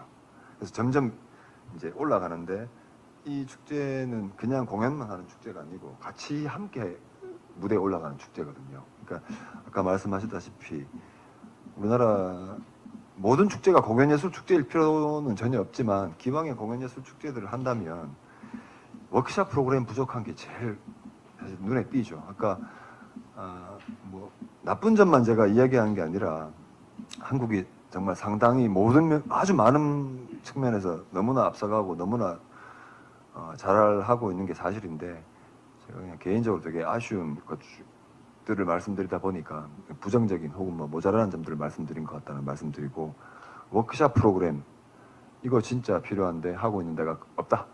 거의 없는 게 아니고 거의 없다고 보면 됩니다. 예, 그 다음에 도시재생 잠깐 말씀하셨는데 이제는 더 이상 건물 짓지 말자. 하드웨어에 돈 투자하지 말자. 그거로 알맹이 만들자. 알맹이도 그냥 1, 2년 하고 단타 치고 빠질 게 아니라 뭐 주식하는 것도 아닌데 좀 장기 지속으로 가려면 어쨌든 무조건 지역민들, 특히 청소년들, 그다음 지역민들 중에서도 낮에 시간이 많이 남고 또 그런 우리 주부님들이 좀 참여할 수 있는 그래서 제가 밥 먹을 때 통영국제음악제하고 거창국제연극제를 말씀드렸습니다. 이 두 축제는 그 지역민들이 다 뭐 클래식 현대음악이나 연극 매니어나 뭐 두 장르를 좋아하지 않더라도 우리 동네 우리 지역에서 이런 페스티벌들이 열려서 거창국제연극제 같은 경우에는 거의 100% 거창에서 초, 중고를 나온 학생들은 다 자원봉사를 한 번씩 하게 되어 있습니다. 거의 하더라고요. 통영도 마찬가지고 통영은 지역 주민들이 우리 지역에 아주 훌륭한 예술가들이 많이 나온 예양이기도 하지만 윤희상 선생의 이런 그 뒤 이어서 통영국제음악제라는 현대음악제를 나는 클래식 현대음악을 모르지만 이런 유명하고 좋은 걸 해서 우리 지역으로 이렇게 많은 분들이 오고 훌륭한 아티스트들이 오는 게 되게 자랑스럽다라고 해서 자발적으로 자원봉사를 하시더라고요. 뭐 관변단체 나와서 자원봉사하는 게 아니고 그래서 그게 되게 인상적이어서 그런 두 축제들은 절대 망할래야 망할 수가 없다. 이건 누가 돈을 안 대줘도 지역민들이 쌈짓돈 털어서라도 계속 할 수 있는 축제들이거든요. 이런 것들이 장기 지속 가능한 축제라서 한번 정리를 좀 해봤습니다. 예, 감사합니다. 저희가 얘기를 하다 보니까 아까 자연스럽게 우리 박경배 교수님께서 우리 파주 지역에 대한 이야기를 해주셨는데 사실 아까 계획하기로는 우리가 이제 코로나19 이후에 포스트 코로나의 공연 예술 또 문화 예술은 어떻게 해야 하는가에 대한 이야기를 나눠보려고 그랬는데 살짝 좀 주제를 바꿔서 그 거대 담론을 좀 우리가 이야기하기보다는 오늘 또 어려운 자리 또 세 분의 전문가 모셨으니까 그 파주라는 지역에서 이런 문화예술, 공연예술이 활성화되려면 어떻게 해야 할 것인가, 거기에 대한 그 제언이랄까 조언이랄까. 근데 사실 오늘 저희가 이 패널을 보시면서 일부러 사실은 파주 분들이 아닌 분들만 제가 일부러 모셨거든요. 우리 울산에서 사시고, 또 우리 이상진 교수님은 또 서울 사시고, 우리 박경배 교수님은 또 평택 사시고, 다들 전국적인 일을 하시지만 파주에 사시는 분들은 아니니까. 그렇지만 밖에 사시는 분들의 생각하는 파주라는 이미지, 그리고 파주에 대한 어떤 생각들, 그것을 이제 문화예술가 접목해서 이제 한 분씩, 뭐 짧아도 상관없습니다. 그래서 파주에서 이런 것을 하면 어떨까, 또 문화예술 쪽이 발전하려면 이러면 어떨까. 사실 파주가 한반도 평화수도를 슬로건으로 내세우고 있거든요. 제가 개인적으로 이제 항상 하는 얘기가, 그런 거대한 슬로건에 따라가려면 사실 문화예술도 거기에 맞게 따라가야 한다라고 이야기를 하고 있는데, 우리 세 분의 패널께서는 어려운 자리 해주신 만큼 우리 파주에 대한 문화예술 분야에 한정하여서 조언 있으시면 한 분씩 우리 외부에서 느끼신 이미지 이런 거 있을 거 아니에요? 그런 거랑 좀 맞물려서 한마디씩 좀 조언을 해주시면 좋을 것 같습니다. 지금 이장원 감독님 얘기하셨으니까 저기 끝에, 이번에는 끝에 우리 박경배 교수님부터 한번 좀 이야기를 해주시면 감사하겠습니다. 네, 인서울에서 파주까지 거리랑 인서울에서 평택까지 거리는 비슷합니다. 근데 평택이란 이미지와 파주란 이미지는 좀 다른 것 같아요. 평택은 그냥 그중 하나 지방 도시고, 파주도 지방 도시적 어떤 공간감 분명히 있지만 다른 것 같아요. 인서울에서 접근하기에 더 심리적으로 부담이 없고, 또 어떤 그 베뉴 전체적인 분위기가 문화와 또 이런 그 평화의 코드들이 있기 때문에 이 부분들을 잘 살리면 어떨까. 사실은 제가 평택 포럼에서도 이런 그 회의를 많이 참석하는데, 그쪽에서는 오로지 지역적인 것들을 강조해서 말을 많이 합니다. 좀 평택이니까 안성과 비교해서 이야기하거든요. 평택이 가지고 있는 어떤 자원보다 안성이 더 작은데 불구하고 안성이 더 캐릭터가 되는 부분에 대해서 이야기하는데, 오히려 평택보다 파주는 더 많은 어떤 그런 이점들이 많이 있어요, 사실은. 근데 그 부분들을 아무도 캐지 않는 보석 같은 게 많이 있어서, 이 부분들 그중 하나가 어떻게 보면 포크 페스티벌 같은 거겠죠. 거기서 어떤 걸 해도 다 공연이 다 좋아요. 그 장소는 저도 여러 번 공연해봤는데 그냥 대충 뭘 해도, 누가 나와서 연주를 해도 좋아요. 그거를 파주 포크 페스티벌이라고 하지만 파주 시민과는 전혀 거리가 먼 부분이 됐기 때문에, 제가 봤을 때는 이 지역에 있음으로써 장점들을 살릴 수 있도록 지역적인 사람들이 좀 베뉴를 하나 공간적인 인큐베이팅 공간이 있으면 좋겠고요. 그리고 저 인서울 쪽에 있는 그 뮤지션들이라든가 아티스트들이 사실 많이 이런 그 공간들이 있잖아요. 하지만 공유 공간들, 이제 뭐 코로나 시대 같은 경우도 있지만 뭐 백신 이후에 세대라 하더라도 분명하게 이제 이런 환경들을 바뀌는 건 어쩔 수 없을 거예요. 그럼 여기가 센터가 돼서 꼭 이 지역을 하는 게 아니라 월드를 커버할 수 있는 이런 베뉴 정도는 충분히 어렵지 않다고 생각해요. 뭐 땅을 하나 새로 개간해서 뭐 하자 이런 건 아니고요. 저희 동네도 그 미군 부대 앞에가 있다 보니까 잘 살던 동네는 이미 다 슬래마 됐고, 거기는 다 거의 뭐 이렇게 슬래마 돼가고 있어서 그 지역을 개발하려고 지역에서 한 뭐 몇 억을 들여서 건물 하나 사서 운영해봐라 그랬더니 아무 운영할 수 없는 거예요. 그래서 후배가 이제 항명대 이제 베이스 치고 이런 친구가 있는데 걔가 그걸 운영하고 있어요. 그러면서 한 명 한 명씩 젊은이들 모이기 시작하더라고요. 그래서 그 정도 공간, 작은 공간 하나에서 자기네들이 유튜브도 찍고 자기네들이 뭔가 이렇게 컨텐츠 같은 것도 계속 개발하고 그러다 보니까 그냥 자연스럽게 그 주변에 있는 아티스트들이 모이는데, 평택은 어쨌든 지역적 색깔이 너무 강하지만 파주는 글로벌한 컬러가 있기 때문에 이 부분들을 한번 생각해보면 어떨까. 너무 큰 거 필요 없고요. 그냥 예를 들어서 저희 동네도 컨벤션 센터가 2개나 있어요. 탕탕 비어있어서 위탁 운영하는 사람들은 다 적자를 봐요. 그런 거 필요 없고요. 그냥 구도심 중에 가서 접근할 수 있는 공간들로 해서 좀 더 이렇게 하나하나 모일 수 있는 공간이 된다고 하면, 정말 제가 아직 지역을 잘 몰라서 그런데 돌아봤더니 그런 부분이 있더라고요.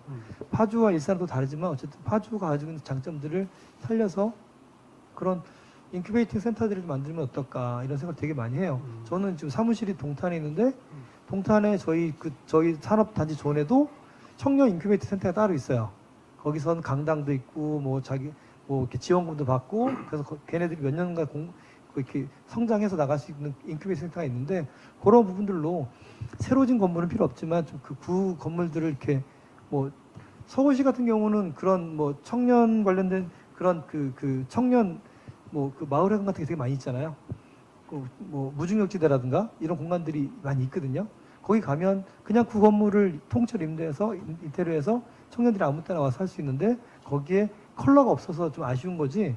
그 부분들은 먼저 박원순 시장 때 하는 정책들을 제가 보니까 그렇게 움직이더라고요. 근데 우리는 우리대로의 컬러를 가지고 하는 것이 굳이 그렇게 어려운 일은 아닐 거다. 시에서도 부담이 되는 일은 아니기 때문에 그런 부분에서 조금만 신경 써주신다고 하면 좀 좋은 사례가 될 수 있지 않을까. 되게 기대해 봅니다. 네. 예. 좋은 말씀 감사합니다.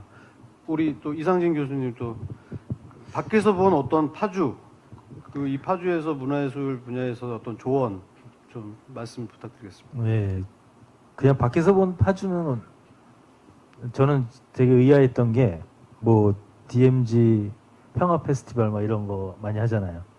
파주는 안 하더라고요. 근데 마치 파주에서 해야 될 것 같은데 다 맞죠? 뭐 다른 지역에서 하는 그 지역을 욕하는 건 아닌데 왠지 파주에서 해야 될 것 같은데 파주는 정작 안 하고 있고 근데 그런 게 좀 왜 파주에서 안 하지? 그게 파주 아니었나? 뭐 이제 이렇게들 다들 얘기를 하더라고요. 나만 그런 건 아니고요. 그리고 옛날에 그 되게 재밌었던 나 요즘 그 아까도 우리끼리 그런 얘기했는데 사람 이름이 그렇게 생각이 안 나요. 그 일본 되게 유명한 피아니스트인데 그분 앨범이 뭐 사카모토. 예, 맞아요. 저보다 낫네 이제. 그분 앨범 중에 제로 랜드마인이라는 앨범이 있었는데 그게 이제 지뢰가 있는 나라들의 음악들을 민속음악이나 월드뮤직으로 해서 앨범으로 냈었던. 너무 멋있죠. 거기에 우리나라도 이제 안타깝지만 들어갔잖아요. 지뢰가 많으니까. 그러니까 그런 것처럼 그건 어떤 주제가 그냥 어떤 특정 페스티벌을 욕하는 건 아닌데 어떤 너무 음악적 장르적으로만 페스티벌을 가는 거는 조금 시대가 좀 지난 일인 것 같아요. 새로 시작하는 거는 그것보다는 조금 더 상징적인 의미를 가지고 있는 그러니까 예를 들자면은 파주 포크 페스티벌은 포크 음악을 정말로 잘 할 수 있는 페스티벌로 간다 그러면은 뭐 굉장히 찬성인데 그렇지도 만약에 못하다면은 그건 조금 시대적 착오가 좀 있는 것 같고요. 거기 참여하고 계시잖아요 지금. 아 예, 출연진입니다. 그렇지만 그런 것보다는 조금 더 상징적이고 좀 인문학하고의 어떤 결합이 좀 되지 않으면은 사실은 순간 없어질 확률이 굉장히 높아지거든요. 그러니까 일단은 제일 중요한 거는 제가 보기에는 파주가 주는 이미지가 약간 평화 쪽하고 어떤 그런 상징적인 이미지가 있고 접경 지역이고 그러다 보니까 그 부분을 좀 살려서 조금 정신적인 부분까지도 조금 가미가 돼서 오래 끌고 갈 수 있어야 이 축제 페스티벌이든 뭐 어떤 형식이든 간에 그게 좀 지속될 수 있고 사람들로부터 그런 호응을 좀 얻을 수 있지 않을까라는 생각을 좀 많이 해요. 그래서 너무 뭐 포크 락 뭐 이런 거는 이미 기존에 있을 만큼 사실 다 있고 그게 꼭 새롭게 더 필요하다고 생각하지는 않고요. 제 생각에는 이제 그런 이미지를 파주가 좀 잘 활용을 해서 장난콩도 맛있지만 장난콩은 장난콩대로 하지만 조금 더 정신적인 부분도 좀 같이 갈 수 있는 그런 페스티벌이 하나 있었으면 좋겠다는 생각을 하게 됐습니다. 그게 제가 바라보는 시각이고요. 예, 뭐 그 정도 좀 하겠습니다. 네, 감사합니다. 이정환 감독님께 마이크 넘겨드리기 전에 일단 박경배 우리 교수님께서 말씀하신 것처럼 파주에 은근히 지금 아티스트들이 많이 사시더라고요. 저도 이렇게 찾아보니까 특히 신도시를 중심으로 해서 아티스트 분들이 많이 사시는데 그분들이 이제 공유하시는 말씀이 그래요. 파주에서 내가 살고 있기 때문에 내가 여기서 뭔가 예술 활동을 하고 주민들하고 같이 하고 싶은데 장이 없고 어떻게 해야 하는지도 모르겠다. 그리고 이제 대부분 연습실이라든지 이런 것들은 가까우면 일산, 이제 멀면 뭐 서울 이렇게 나가는 거죠. 그러다 보니까 이제 여기서는 그냥 잠만 자고 베드타운이 되어 버리는 거죠. 문화예술 쪽으로 한정되면. 그래서 사실은 지금 우리 박경배 교수님 말씀하신 것처럼 어떤 그런 공간이 있다면 사람들이 자연스럽게 모이거든요. 이렇게. 이게 우리가 지금 일부에서도 계속 얘기했지만은 우리가 뭐 돈을 많이 달라 뭐 이런 얘기를 하는 게 아니잖아요. 어떤 그런 장을 펼쳐주고 우리가 모일 수 있는 어떤 것들 계기만 만들어주면 자생적으로 모이고 그분들이 또 지역에서 또 기여하실 수 있는 부분들이 있을 텐데 그런 부분에 대한 고민들이 좀 있어야겠다. 그 말씀 한번 드리고 또 우리 이상진 교수님께서 말씀하신 그 부분은 저도 백분 공감하는 게 물론 DMZ가 파주에만 있는 것은 아니고 이제 전국적으로도 퍼져 있지만 일단 파주에 임진각이라는 곳이 있고 판문점이 또 파주에 있고 또 도라전망대라든지 뭐 이런 여러 가지 것들이 파주에 있는데 사실 DMZ라는 일종의 브랜드를 사실 선점 당해버린 거죠. 예를 들어서 DMZ 국제음악제는 연천에서 하잖아요. 연천은 사실은 저희보다 인구도 훨씬 적고 예산도 훨씬 적은 동네인데 그리고 뭐 피스트레인 이것도 지금 철원에서 하나요? 그쪽에서 하고. 근데 사실은 DMZ가 하나 있었어요. DMZ 다큐 영화제. 그래서 저는 파주에서 당연히 하는 건 줄 알았죠. 알고 봤더니 고향에서 하더라고요. 파주에서도 예산을 내긴 내지만 대부분의 예산은 이제 고양시에서 내고 우리는 약간 참여하는 정도 수준. 그래서 지금 말씀하신 것처럼 그런 파주에 대한 고민, 이미지 이런 것들 잘 고려해서 하는 것들이 좀 필요하겠다. 저도 같이, 그러니까 외부에서도 그렇게 생각하시는다는 거를 저도 이제 느꼈는데 내부에서도 그렇게 생각하거든요. 근데 외부에서 그렇게 생각하신다는 걸 보니까 사실은 오늘 이런 이야기들은 우리 시장님이나 국회의원님들이나 이렇게 다른 뭐 시의원님들, 도의원님들 같이 보셨으면 참 좋으셨을 것 같다. 근데 우리가 지금 촬영을 하고 있으니까 나중에 링크를 다 보내드려야겠다. 이런 얘기를 했다 우리가. 그럼 이제 이정환 감독님 또 파주에 대한 얘기로 한정하여 링크 보내드렸는데 안 본다에 고백합니다. 이런 이야기로 끝이 안 날 줄 알았는데 방향이 틀어져서 그냥 할게요. 제가 그냥 제안을 드리면 뭐 할지 안 할지 하든 말든 안 보시든 보든 한 2주 동안 사실 좀 쭉 한번 조사해봤고 생각해봤는데 두 분 말씀하신 거에 덧붙여서 제일 중요한 것 중에 하나가 장소라고 생각해요. 그걸 요즘 제가 사실 석사 논문을 한 20년 전에 한국 영상위원회 발전 방안 그래서 우리나라에 제일 먼저 생긴 영상위원회가 부산 영상위원회거든요. 1996년도 생겨서 여러분 아마 다 영화제는 다 아시죠? 부산 영화제는. 근데 영상위원회는 영화 찍는 장소 제공해주고 뭐 여러 가지 행정적인 절차들 해결해주고 하는 그런 거였는데 그 영상위원회의 성공 핵심이 플레이스 마케팅, 장소 마케팅이었어요. 그러니까 어떤 도시들이 혹은 어떤 국가가 그 영상위원회를 지원하고 해주는 이유가 영상위원회에서 제일 재미 많이 보는 도시가 런던이거든요. 런던 영상위원회가 나도 그 자료 보고 깜짝 놀랐는데 1년 전체 런던 GDP의 17% 정도를 깜짝 놀랐어요. 뭐임? 그러고 보니까 영국에서 찍는 헐리우드 블록버스터 영화가 엄청 많아요.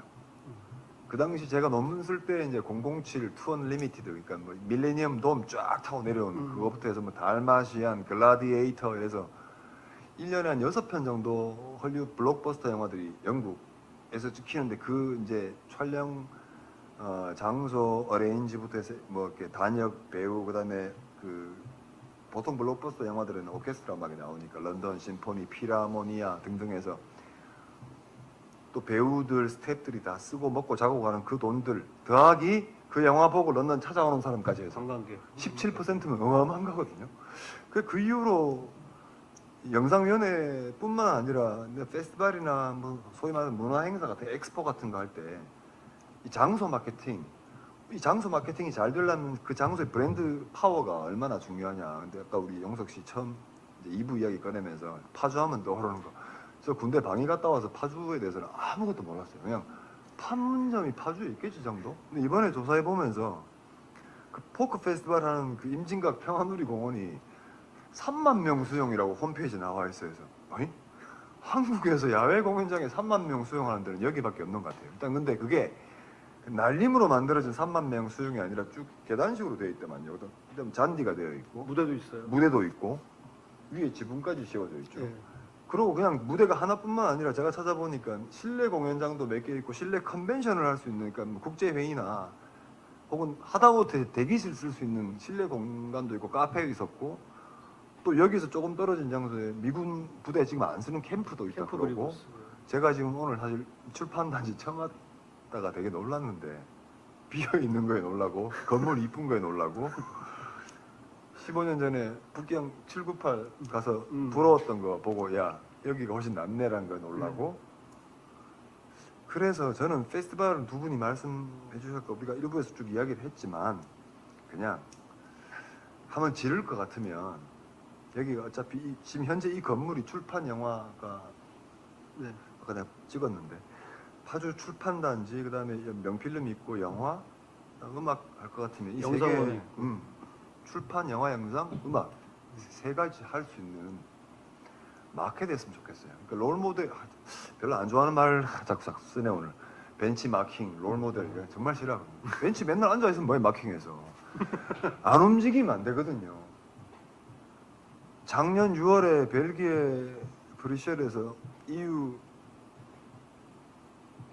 한 60개국 모여서 무슨 회의한다고 해서 유럽 출장 갔다가 마침 시기가 맞아서 1박 2일로 회의 참가하고 왔는데 아이 막 영어 불어로 해서 피곤하기도 하고 또 외국 애들 이건 뭐 외국 애들 들을 일이 없으니까 말하기를 너무 좋아해서 아침 9시부터 6시까지 계속 말만 해서 저는 딱 한마디 하고 왔거든요.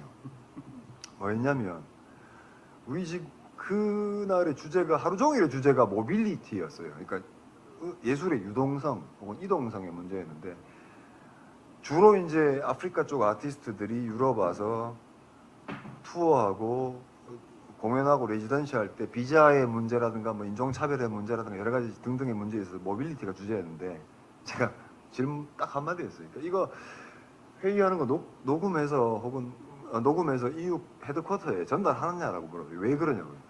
아니 백날 지금 10시간 동안 말만 하면 뭐하냐고 행동을 안 하는데 모빌리티 문제가 나온 게 한두 해 문제냐고. 왜냐하면 아프리카 아티스트들이 유럽 거쳐서 직항이 없으니까 예를 들어서 한국에 서울 뮤직위크에 올라고 그래도 혹은 뭐 광주 ACC 월드뮤직 페스티벌 올라고 그래도 비행기를 대부분 지금은 뭐 두바이나 카타르에서 갈아타긴 하지만 그래도 대부분 뭐 유럽에서 갈아타는데 번번이 안 태워줘요. 셀까봐 중간에 혹은 난민 문제, 불법 체류 문제 이런 것들 때문에. 그래서 이거 말만 하지 말고 제발 EU 본부에 줘서 실천을 해라 얘들아. 액션, 레디 액션.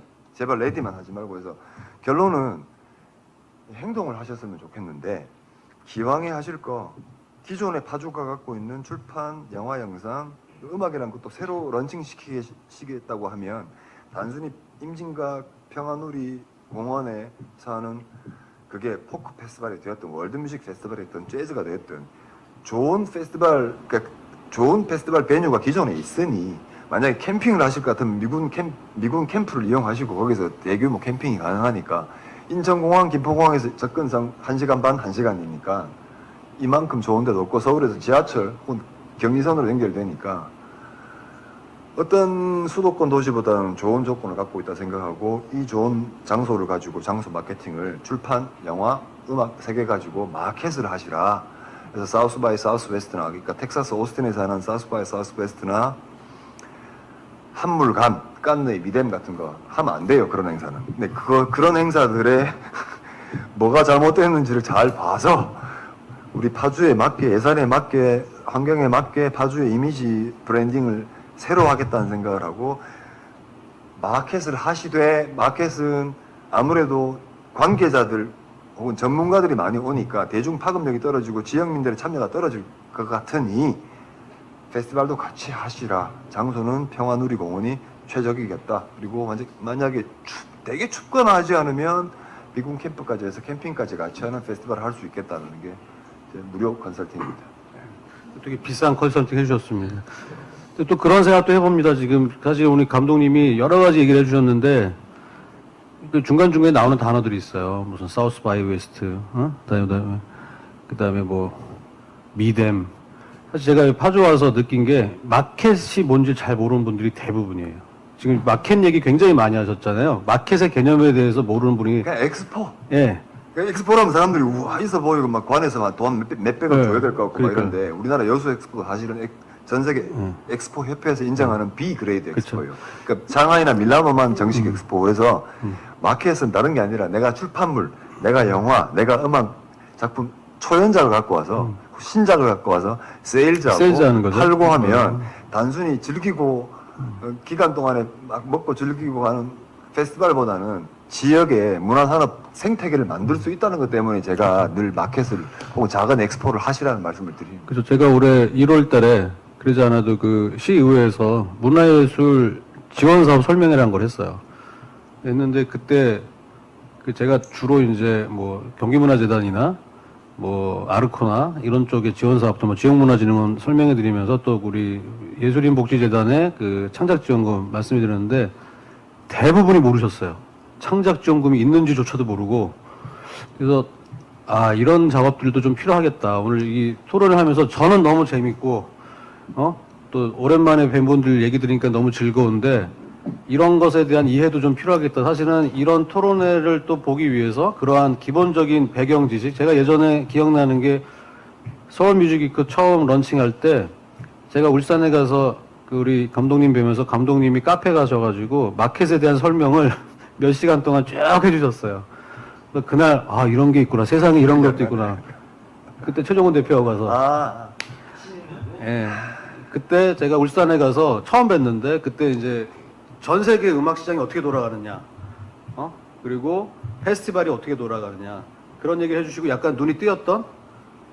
그래서 저는 파주가 한반도가 나중에 이제 결국은 저희도 이제 평화 협력으로 가야 되지 않겠어요? 이제 뭐 통일이 되고 안 되고 나중 문제지만 서로 교류하고 협력하고 하는 시대가 될 텐데 저는 파주가 그 중심 역할을 할 수 있다고 생각하고 그 중심에 저는 문화예술이 있어야 된다고 생각하는 사람인데 지금 이렇게 전문가분들이 얘기해 주신 거 저희가 좀 참고할 부분이 너무나 많은 것 같고 그러나 거기에 또 덧붙여서 이런 것들 기본적인 이해부터도 좀 하는 자리가 좀 필요하겠다. 우리 그 시민들이나 우리 아티스트나 그 아티스트들한테도 항상 설명 많이 해주시잖아요. 이렇게 된다. 그래서 파주에 있는 분들은 필요하겠다. 근데 이게 자칫 잘못하면은 이 큰 아트마켓을 하는데 비용이 많이 들어간다고 생각할 수 있거든요. 그러니까요. 그래서 생각보다 많이 안 들어가고 왜냐하면 개런티가 없기 때문에. 그렇죠.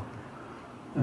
그래서 그래서 뭐 예전에 서울뮤직 했던 내역을 얘기를 하면은 뭐 다들 말도 안 되는 기겁하겠죠. 일 깜짝 놀랐을 텐데 그러니까 그 부분에 왜냐면 그 아트마켓에 대한 개념이 없으면은 일단은 만약에 뭐 한 3일 동안 몇십 개 팀이 와서 공연을 한다라고 하면은 그건 정말 최소 몇 억 아니 그쵸. 그 이상의 돈이 들어갈 거다라는 생각을 할 수 있거든요. 더군다나 해외 팀이 20개, 21개 팀 정도가 오고 델리게이터들이 20몇 개국에서 사람들이 오고 이러기 때문에 그 비용에 대한 그냥 단순하게 그 사람들을 초청해서 다 대주고 뭐 하고 이러면은 그 비용에 대해서 부담감이 있을 수 있기 때문에 그걸 정확하게 얘기해 줄 필요가 있을 것 같아요. 거기에 대한 이해가 좀 필요하겠다. 왜냐면 네. 제가 여기 방송을 혹시나 보시는 분들이 오해하실 수 있겠다. 그러니까 몇십억짜리 네, 무슨 뭐 마켓 뭐 얘기하고 막 이러는데 막 사실 그렇지 않은데 사실은 그 지금 조금 자유롭게 얘기하는 시간인데요. 얼마 전에 제가 8월달에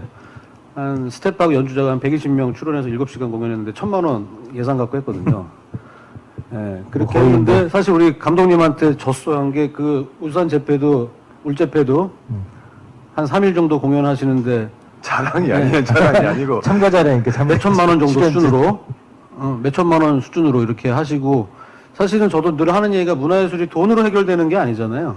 예, 물론 돈이 필요하긴 하지만 왜 마켓을 말씀드렸냐면 지금 이제 간단하게 말씀드리면 그 음악 한 분야만 말씀드리면 그냥 더 쉽게 여러분들 영화는 더 많이 아시니까 영화제 중에 제일 유명한 게 칸느 영화제죠. 프랑스에. 그 다음에 베니스 영화제 이태리에. 그 다음에 베를린 영화제. 이거 뭐 세계 3대 영화제라고 하는데 사실 엄밀하게 말하면 유럽의 3대 영화제죠. 제일 뭐 영화 시장 큰 게 미국이니까. 자, 이게 필름 페스티벌이자 동시에 필름 마켓입니다. 그러니까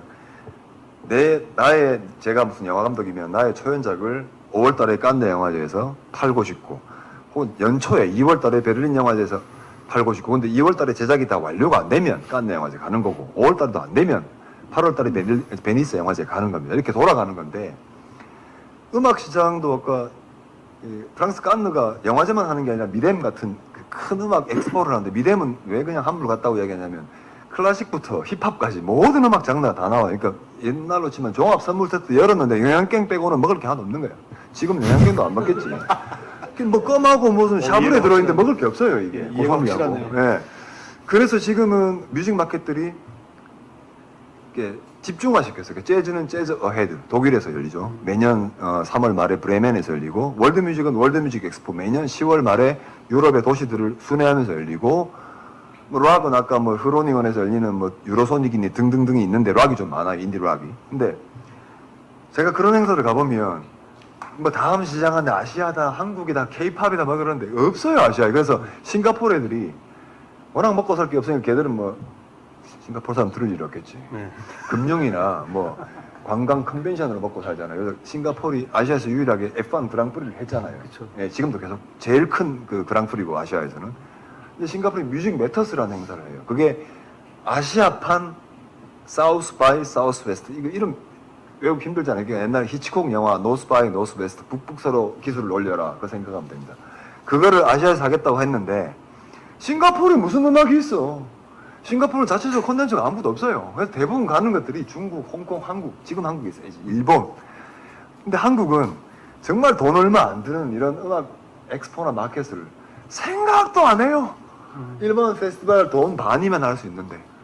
특히 파주같이 아까 제가 말씀드린 대로 국제공항이 인접해 있고 또, 야, 한국 파주에 가면 판문점 몰라도 DMZ, 노스코리아랑 보더를 하더라. 거기 가면 전망대에서 볼 수 있다 들어가면 되게 큰 어트랙션, 그러니까 구경거리거든요. 사람이 보여요.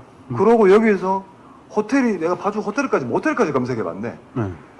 한 4-5개 되더라고요. 꼭 그게 아니라도 레지던시를 여기서 할 수 있으면 아티스트는 여기서 레지던시 하시고 물건을 사러 온 바이어들, 팔러 온 바이어들은 관내 호텔, 모텔에서 주무시면 돼요. 그래서 한국은 행사할 때 어른들은 항상 보면 때깔나는 공연장, 때깔나는 컨벤션, 그러니까 코엑스 같은, 코엑스, 네. 혹은 일산 킨텍스 같은. 킨텍스, 백스코. 그만큼 때깔나는 거 필요 없어요.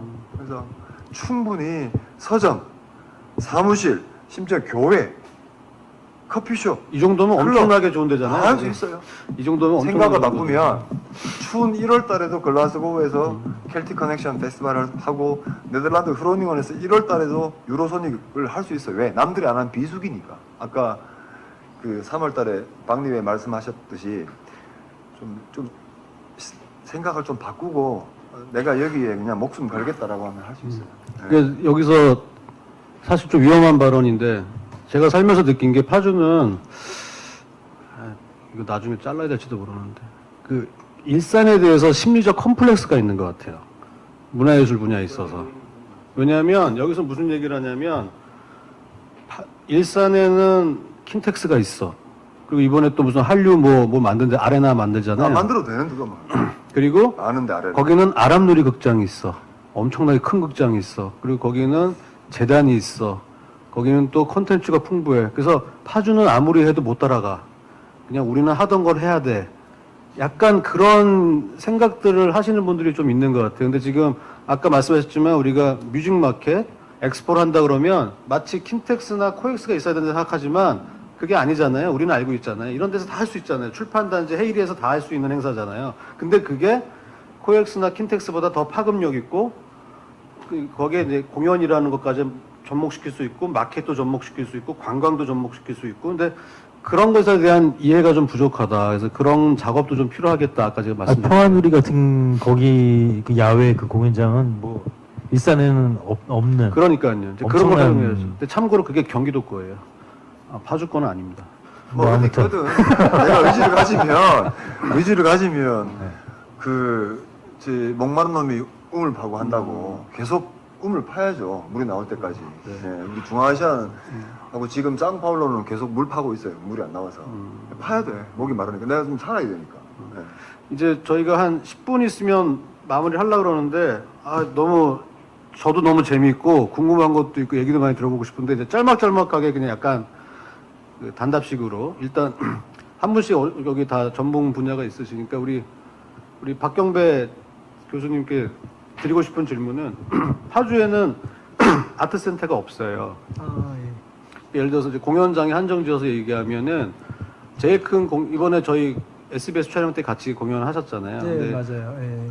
제일 큰 공연장이 행정복지센터에 붙어 있습니다. 그리고 또 동떨어져 있는 콘서트홀은 한 군데가 있어요. 이제 300석짜리. 그래서 현재 파주에서는 가용할 수 있는 500석 이상 극장은 없다고 봐야죠. 왜냐하면 지금 운정행복센터 유일하게 500석이 넘지만 2층은 지금 활용을 안 하거든요. 위험해서. 그래서 지금 파주에서 제가 듣기로는 이제 아트센터를 지어야 한다는 담론도 좀 조금씩 물어있고 있어요. 근데 지금 그런 쪽, 이런 건축 음향이라든지 이런 공연장 설계 아트센터 이런 데 많이 경험이 있으시니까 파주가 참고로 한 46만, 47만 되거든요. 아트센터의 필요성과 그다음에 그 정말 아트센터 천석이 넘어야 하는가 생각이 조금씩 다 다른 것 같아요. 어떤 생각이 있으신지 혹시? 일단은 그 좋은 공연장을 하나 만든다는 게 되게 쉽지는 않을 것 같아요. 그 보면 미국에도 좀 좋은 공연장 몇 개 없잖아요. 전 세계적으로 탑3에 하더라도 뭐 보스턴에 하나 있고 뭐 유럽에 2개 있는데 조금 좋은 공연장을 하나 만들 의미는 분명히 있을 것 같아요. 그리고 좌석 수도 사실은 너무 작아요. 그러니까 일단 경영 입장에서 봤을 때도 천석이 BP라고 했을 때 그 이상은 좀 돼야 되지 않을까. 여기 인구수에 대비했을 때 봤어도 그렇고 그런 부분들이 있고 또 극장 자체가 가지고 있는 그 특성들이 분명히 있어야 되는데요. 뭐 사실 약간 변두리석 요소도 있을 수 있으니까 차라리 제작과 합쳐진 강동센터 같은 경우처럼 그런 식으로 구성해서 제작하면 어떨까 이런 생각을 해봤습니다. 감독님은 좀 천석 이상은 별로 회의적이시잖아요.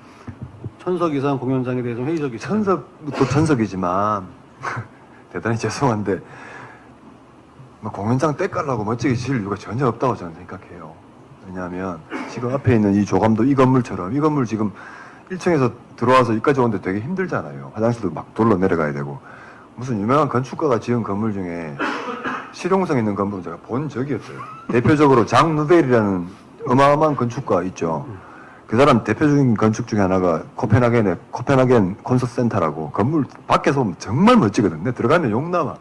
너무 불편하게 지어가지고 제발 그런 데 돈 쓰지 말고 그냥 답은 뉴욕 링컨 센터처럼 건물 진짜 평범해요. 근데 안에서 뭘 하는가가 중요합니다. 무슨 프로그램을 우리 뉴욕 시민들에게 혹은 뉴욕에 문화적으로 소외된 혹은 좀 저소득층의 학생들을 위해서 혹은 시민들을 위해서 뭘 할 수 있는가 이게 제일 중요하지. 제가 문화예술회관 4년 동안 근무 공무원으로 했잖아요. 그러니까 뭐 음향, 체크, 음향, 반사판, 복합 공연장 안 된다. 지금은 별 의미가 없을 거예요. 웬만한 공연장들이 모든 장르 공연들을 다 이제 수용할 만큼 기술적으로 다 해결이 됐어요. 거의 다. 그래서 그냥 안에 알맹이 좀 생각하자. 짓기 전에 뭘 할 것인지 세워놓고 뭐 이 정도 뭐 도시면 그냥 중극장이면 좋을 것 같아요. 시민들이 거기에 와서 자주 많이 오는 게 중요하지. 1000석, 500석은 중요하지 않아요. 물론 이거 소방법이나 예산 때문에 뭐 걸리는 건 있겠지만 저는 규모는 전혀 생각 안 했으면 좋겠습니다. 뭘 할 것인가가 더 중요하다. 이 얘기는 괜히 여쭤봤나 싶은 생각도 드는 게 저는 개인적으로 대공연장은 좀 있었으면 좋겠다는 생각을 갖고 있는 사람인데 어쨌든 저는 중요한 것은 이런 이야기들이 자꾸 나와서 또 서로 이야기를 나누고 그런 좀 자리가 있었으면 좋겠다. 좀 전문가들 또 시민들 이런 부분들이 문화예술 분야에 대해서 이렇게 서로 의견을 제시하고 서로 정보도 공유하고 아이디어도 공유하고 하는 장이 있었으면 좋겠다 그런 생각을 합니다. 그 돈으로 문화예술회관 짓는 크게 질 돈으로 지역에 사람을 키우는 거예요. 지금 우리가 지금 하고 있는 이 회의, 그러니까 세미나처럼 지역에서 플레이어인 아티스트뿐만 아니라 이것들을 조직하고 또 시민들과 함께 교육하고 워크숍할 수 있는 이런 인력들을 키우는데 돈을 더 써야 된다는 생각이죠, 저는. 그러면 이제 다음 질문인데요. 그런 지금 말씀하신 그런 인력들을 키우고 콘텐츠를 만들고 그런 공연장이라든지 이런 문화예술 관련된 장소를 관리하고 뭐 이런 부분들은 지금 파주는 참고적으로 재단이 없거든요. 재단이 없고 이제 시설공단에서 그러니까 문화예술과는 시청에 있는 문화예술과에서는 이런 이제 공모 사업이라든지 지원 사업을 진행하고 그다음에 공연장이라든지 이런 공공기관 운영, 공연시설 운영은 공단에서 하고 근데 그 공단이 이번에 공사로 바뀌어서 그러면 양립되어 있거든요. 그러면 지금 말씀하신 그런 교육이랄까, 컨텐츠 개발이랄까 이런 것들은 주체가 누가 돼야 할 것인지, 재단이 있어야 할 것인지, 아니면 어떤 다른 주체가 있어야 될 것인지에 대한, 또 오신 김에 워낙 경험이 많으시니까 이정원 감독님 생각은 어떠신지? 좋은 사람들이 운영해야 됩니다. 어떤 형식으로? 그게 시청이든 재단이든 그 시설관리공단이든 이게 한 10년 전에 문화재단이 생겨야 된다고 막 광풍이 불 때 지금 웬만한 지역마다 문화재단이 없는 데가 없고 그래서 만들어 놨더니 야 뭐 더하네부터 시작해서 좀 낫네. 근데 문화재단에 일한다고 해서 예술 행정 전문가나 기획 전문가가 아니듯이 저는 그래요. 그런 재단이든 시든 행정적인 서비스나 보조 혹은 정산 이런 역할이고 기획의 어떤 크리에이티브한 부분은 이 비유를 들게요. 와인을 드시든 안 드시든 간에 와인 오프너 만드는 회사 중에서 혹은 주방용품 중에서 알렛이라는 이태리 브랜드가 있어요. 그 와인 오프너 되게 이쁘게 만든다.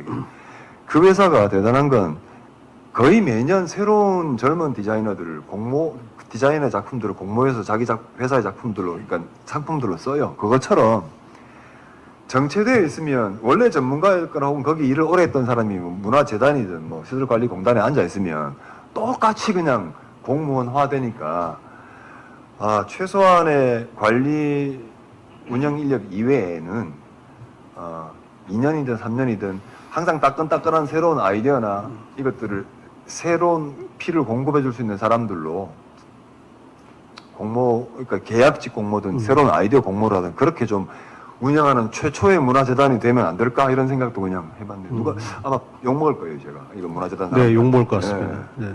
아무도 그렇게 안 하니까요. 네. 예.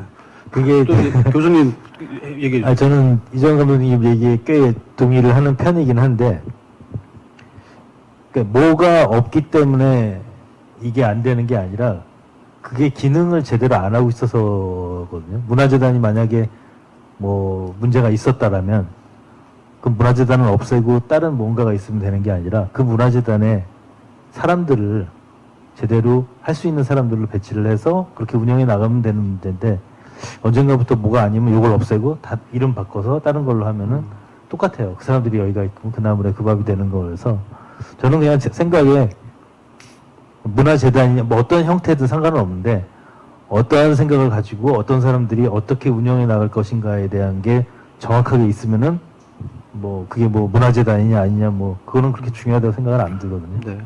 참고로 이제 지금 아까 말씀드렸다시피 파주시에서는 이제 문화예술과와 시설공단이 주로 이제 관여를 하고 있는데, 문화예술과 같은 경우에는 이제 아시겠지만 공무원분들은 이제 2년씩 짧으면 2년, 네, 길면 그렇죠. 2년에 한 번씩 순환보직이 있으시잖아요. 이제 그런 문제가 좀 있고, 시설공단 같은 경우에는 주로 이제 관리 쪽이다 보니 이 기획하는 파트가 사람이 거의 없어요. 지금 맞아요. 제가 개인적으로 파악하기로는 파주에서는 그 기획하시고 공모하시고 진행하시는 분이 한 명으로 알고 있는데, 지금 인턴이 한 명 들어와 있긴 한데. 제가 생각하기에는 지금 상태로 가면 어쨌든 이름은 문화재단이라는 이름으로 들어와서 관장을 하는 게 일단은 맞지 않을까라는 생각을 해요. 저는. 이 분야에서는 또 박경배 교수님이 또 평택이 얼마 전에 또 재단이 나왔죠. 네, 재단 나왔죠. 나온 지 얼마 안 됐죠. 그래서 사실은 경기도에 31개 시군이 있는데 17개가 지금 재단이 있을 거예요. 예. 그리고 이제 나머지 한 6개 정도 만들고 있고, 추진을 안 하는 데가 6군데인데 이제 파주가 그 중에 하나죠. 근데 얼마 전에 또 평택에 문화재단 나왔고, 그쪽 아마 상황을 아실 테니까, 어떠신가요? 문화재단이. 재단 지금 새로 발족해서 공모해서 이사장을 외부에서 인선했고요. 그리고 이사진들은 따로 인선한 걸로 알고 있고요. 담당 직원들은 공채로 해서 평택시 사람 아닌 다른 사람들이 더 많이 왔어요. 아, 그러세요? 그러다 보니까 이제 제가 이제 그 시청이나 이런 예총이나 이런 데 담당자들 만나보면 아주 힘들어하는 부분이 어떤 부분이냐면 전문가들이 왔는데 지역을 몰라요. 아. 그러니까 이분들이 충분히 이 지역을 이해하고 역사나 문화를 이해하기에는 최소 3년 이상 걸리는 또 폐단들이 있더라고요. 적정히 우리가 어항에 물 갈아줄 때도 적정히 배려를 해줘야 되는데 전부 다 모르는 전문가들이 와서 지금 되게 혼란스럽고 하나하나 이게 좀 찾아가고 있는 길이긴 한 것 같아요, 보니까. 아, 좋은 점 지적해 주신 것 같아요. 네. 그러니까 문화예술 관련 전문가들이 이제 재단을 통해서 이렇게 그 시의 문화예술 정책을 이끌어가는 건 좀 필요하지만 지역에 대한 이야기가 좀 부족한 부분은 그 부분도 분명히 문제가 있는 것 같고요. 이제 근데 파주 같은 경우에는 지금 워낙 이제 지금 얘기들이 계속 나오고 있고 진행 과정이 있는데 이러한 것들이 그러니까 뒤늦게 만들어지는 만큼 아까 뭐 공연장 문제도 그렇고 우리 문화재단 문제도 그렇고 그 반면교사 삼을 일이 많은 것 같아요. 사실은 뭐 잘 되는 재단도 있지만은 대부분이 이제 인사 문제와 그 예산 문제로 좀 삐그덕거리는 것들이 많은데 근데 이제 그 재단이 만들어지는 부분은 그 거스를 수 없는 대세 같아요. 이제 그거는 이제 그렇게 가는 것 같고 정부 정책도 재단을 통해서 문화예술 관련된 예산도 내려보내고 이런 것들이 거의 이제 정리가 된 것 같은데 파주 같은 경우는 좀 늦게 만들어지는 만큼 그런 것들을 잘 반면교사 삼아서 만들어지면 좋겠다. 뭐 재단이든 공연장이든. 재단 끝으로 재단은 만들어지는 게 시대적 이제 대세라고 하면 제가 갖고 있는 대안은 그래요. 옛날 문화예술가 혹은 뭐 문화체육국이 하던 일을 이제 재단이 하는 거잖아요. 크게 그 도시에 뭐 문화예술회관, 그 아트센터, 공공아트센터, 그 다음에 청소년들 문화교육, 아까 이제 관광학교 같은 거, 교육 파트, 그 다음에 축제나 행사, 네. 그 다음에 이제 재정이나 운영 총무 쪽에 크게 네 파트로 다 구성이 되는데, 재단이 생기는 게 대세라고 하면, 크게 우리 재단, 우리 시의 파주 문화재단 예를 들어서 왜 생겨야 되고 앞으로 뭘 할 것인가에 대한 마스터 플랜은 시의회, 시민 이 세 단체가 미리 정해놓고 그 다음에 직원들도 교육 파트 직원, 그다음 운영 파트 직원은 뽑아도 됩니다. 근데 기획하는 파트 있잖아요. 그런 것들은 차라리 위탁사를 공모를 해서 너희는 무슨 아이디어로 2, 3년 동안 우리 파주시에 새로운 이벤트나 새로운 행사나 혹은 새로운 어떤 문화 아젠다를 만들어 올 것인가를 2, 3년마다 한 번씩 공모를 해서 위탁회사에 맡겨서 잘하면 재계약하면 되는 것이고 그게 고용 안정, 그러니까 이미 뽑힌 사람들을 고용 안정도 보장해주고 새로운 아이디어도 끊임없이 받을 수 있는 유일한 대안 같아요. 제가 현재까지 생각하기에. 굉장히 도발적인 건 아시죠? 상관없으면 뭐 내가 뭐 그렇게 하는 데가 없으니까. 네. 그러니까 취직할 일이 없으니까. 근데 저는 어쨌든 이런 이야기들이 어쨌든 파주시에는 필요하다고 봅니다. 그래서 지금 그 여러 가지 부분에 대해서 오늘 많은 말씀 나눴는데요. 벌써 2시간이 지났습니다. 하여튼간 그 오늘 굉장히 유익한 시간이었고요. 또 파주시 입장에서는 또 특히 이제 요즘 최근에 파주시에서 문화예술에 대한 이슈들이 많이 이제 생겨나고 있고 시민들도 거기에 대해서 필요성을 느끼고 있고 그런 와중에 이런 토론회를 진행했던 거는 굉장히 좀 의미 있었던 시간인 것 같고요. 하여튼간 오늘 좋은 말씀 잘 들었습니다. 그리고 저희가 이런 토론했던 것들 저희가 잘 정리해서 최대한 여러분들하고 좀 공유를 하고 이런 것들이 단발성으로 끝나지 않고 파주 문화예술 발전하는데 조금이라도 기여되는 방향으로 진행이 됐으면 좋겠습니다. 오늘 그 같이 토론회 진행해 주신 우리 이정원 감독님, 이상진 교수님, 박경 교수님 대단히 감사합니다. 그러면 이것으로 수리일 음악축제 시즌2 문화예술 토론회를 마치도록 하겠습니다. 감사합니다. 네. 4분 초가